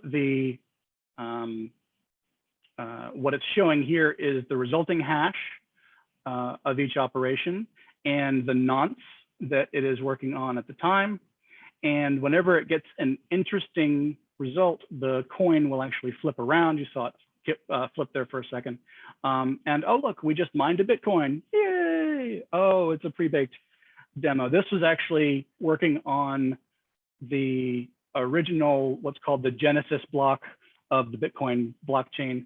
So that's the input that I gave it was the very first successfully mined Bitcoin. And this is the nonce that it was counting out to. So the end result is really a waste of energy and time, but I got no problem with that. If you have a question, it looks like I've got just a couple of minutes left, but I'll be hanging out on the Discord for quite some time, and I'll be glad to answer questions. The code for this, including disk images and that 32-bit library on GitHub/option 8Bitcoin. Thanks, Charles. We have about 4 minutes for questions. Okay, great. So the chat just scrolled way past, so I've missed all the questions. Can somebody, Peter, would you mind seeing what you? Yes, I'm scrolling through them right now. Antoine asked, did I actually get one coin at least? No. The chances of mining a Bitcoin are astronomical. So at 3.8 or whatever per second, that's where I ended up with the 256 trillion years. So sometime in that span of time, it would happen. The operation is fairly random, so it could happen in 2 minutes. It could happen in 2 trillion years. So there's no telling. So if you're feeling lucky, you're feeling lucky. That's great. And I did work out a way to get live data off of the blockchain using a Python script and sending the data off to an Apple II. So it was doing actual live data at one point, but I've disconnected that because it required a lot of things to be on all the time. So I haven't actually been live mining in quite some time. Evan wonders if there's optimization opportunities with a 2GS. Absolutely. If you can do 16-bit math instead of 8-bit math, then you can get your operations done twice as fast, I presume. And yeah, so I would be interested to see how much faster a 65.816 version of this would be. There's a few folks wondering why Bitcoin has inherent value. I realize that's a whole other presentation in itself. Do you have any thoughts? Yeah, the value of Bitcoin is really more of a, I mean, it's like a stock price, honestly. It's the price that people are willing to pay for it. It goes up and down with great volatility, and you can actually trade against the price of Bitcoin without actually owning any Bitcoin. It's a crazy concept, but the idea behind it is that you have done, you earn coins by doing this mining process, but the real purpose of it is to create the blockchain that validates currency exchange. So I have something and I've paid you for it, and you can then prove that you have that money without any physical currency or having a bank involved. You show the blockchain that this money changed hands in there, and that is an interesting proposition to people who like to disintermediate things like banks and nations and governments. Have you thought about distributed options or a pool for speeding this up? Oh yeah, there are mining pools that you can join, and if a bunch of people wanted to try this and had the time and hardware to do it, it'd be great to create our own pool somewhere.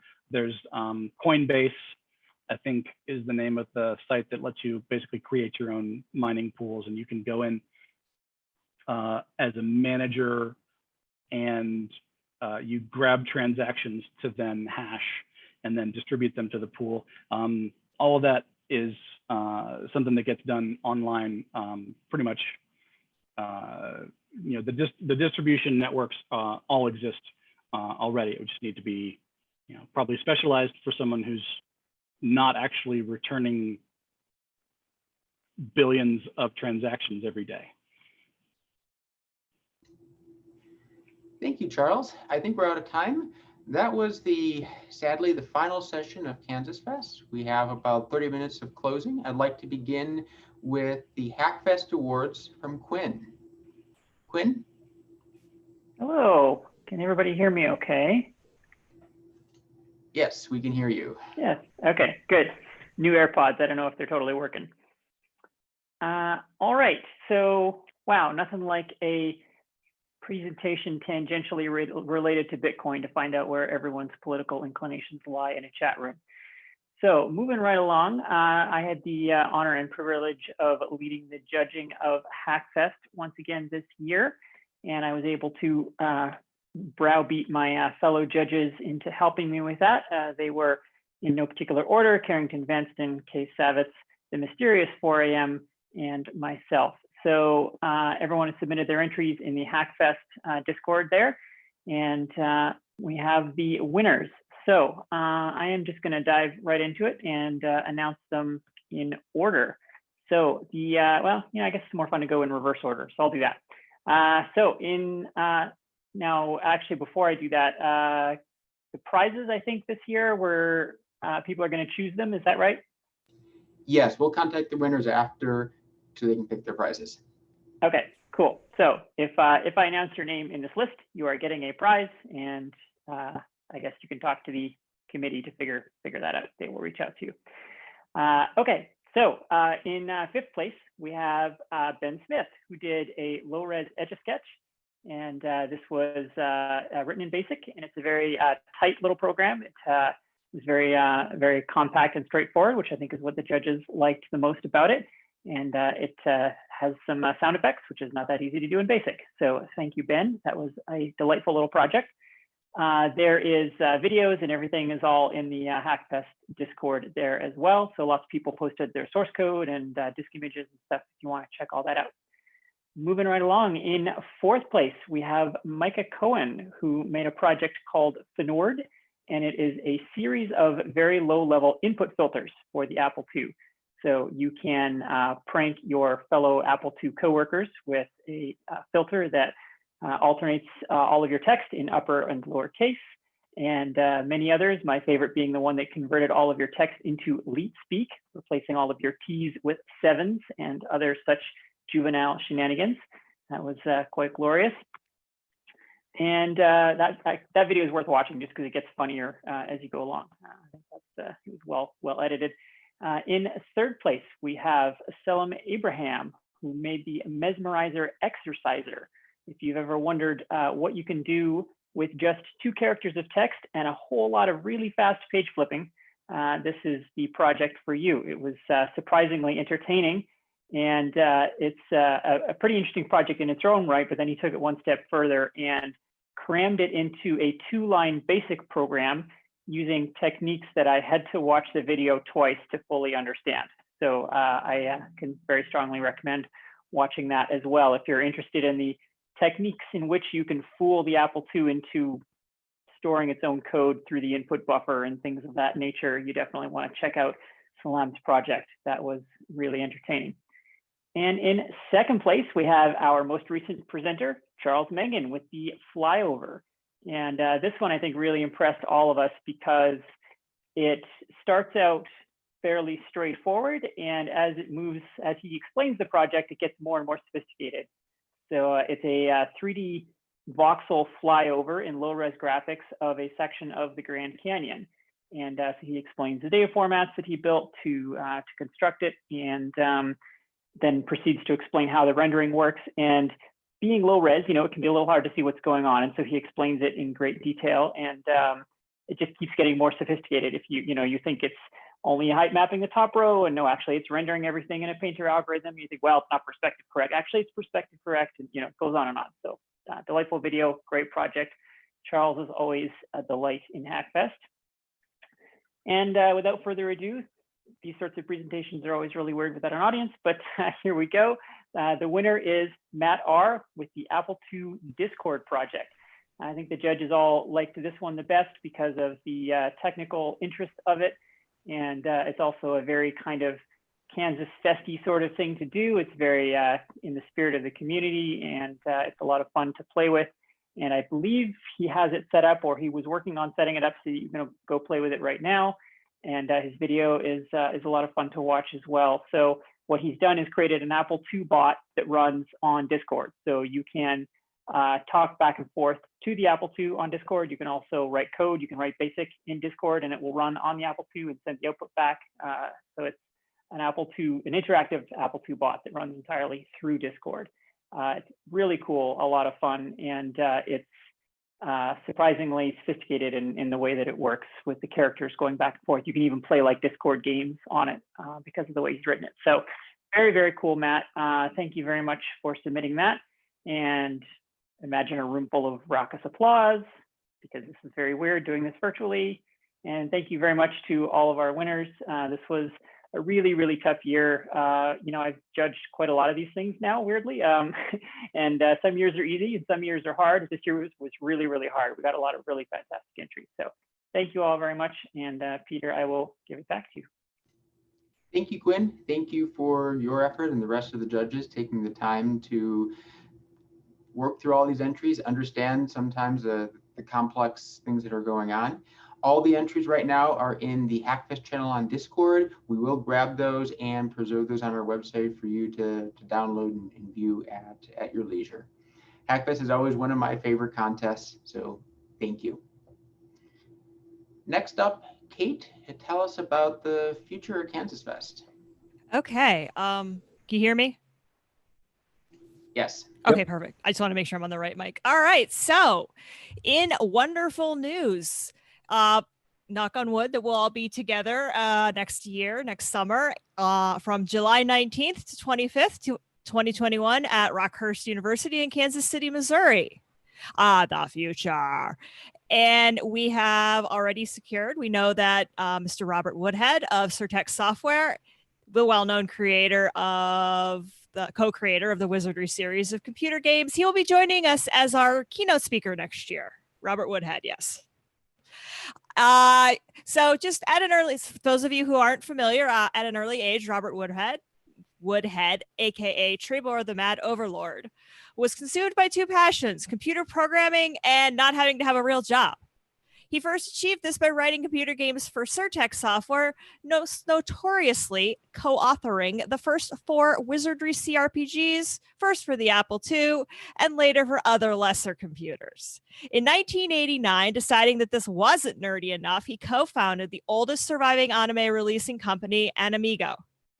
Other things he's done include writing one of the first MMO books, building a 2-time national champion combat robot, serving 4 terms on the EVE Online Council of Stellar Management, and not being liquidated by his wife. Yay. Yet. I've got the script on my other screen and it's kind of far away.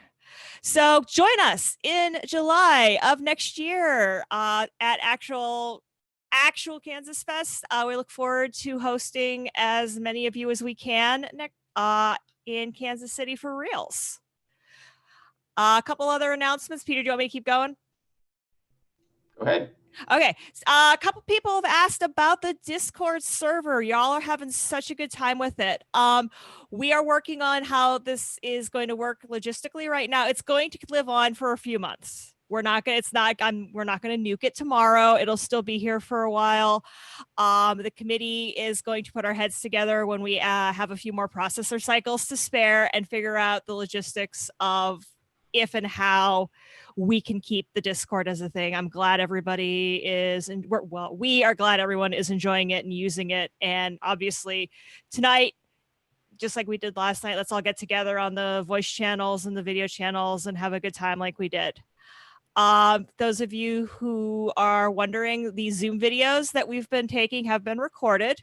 And just as we have in past years, we're going to do the post-processing on them, and we're going to post them to both our YouTube channel and the Internet Archive. So keep an eye out for that in the coming months.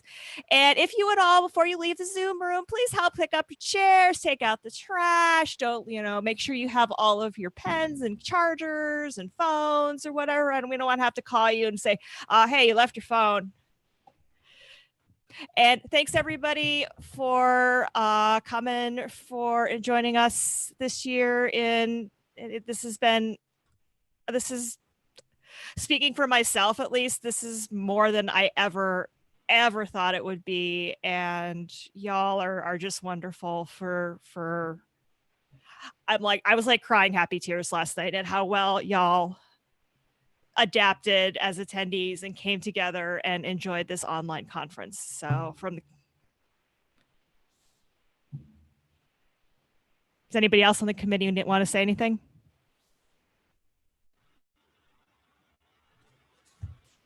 I'll give one last thanks to Sally for doing the captioning. Thanks again, Sally, for spending all that hours with us these last 2 days. No, Kate, I think you said it all. Don't forget that Discord will no doubt be very active tonight. We do have the video chat rooms open there. So even though the sessions are over, KansasFest is not really quite over yet. Thank you. Thank you for everyone's time and expertise. Question in the chat. The Discord's not going anywhere. I mean, if it's not going anywhere for a couple of months, so you can stay up all night on Discord if you want. You get down with your bad self.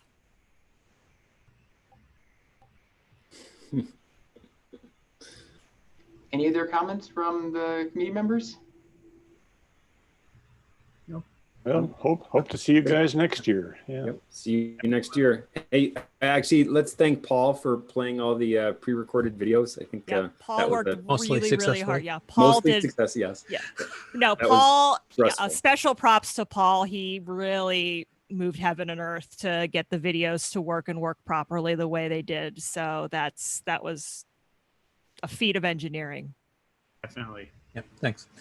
And thank you everybody for participating. This has actually been almost a surprise how large the audience was. So I'm glad everybody got a chance to see what it's like, and hopefully we will see a large proportion of you in Kansas City next year. We had over 500 people registered, and at any given time there were close to 300 people online. All right. Thank you. I'll see everyone online. See you guys next year. Bye-bye. Bye. Thank you.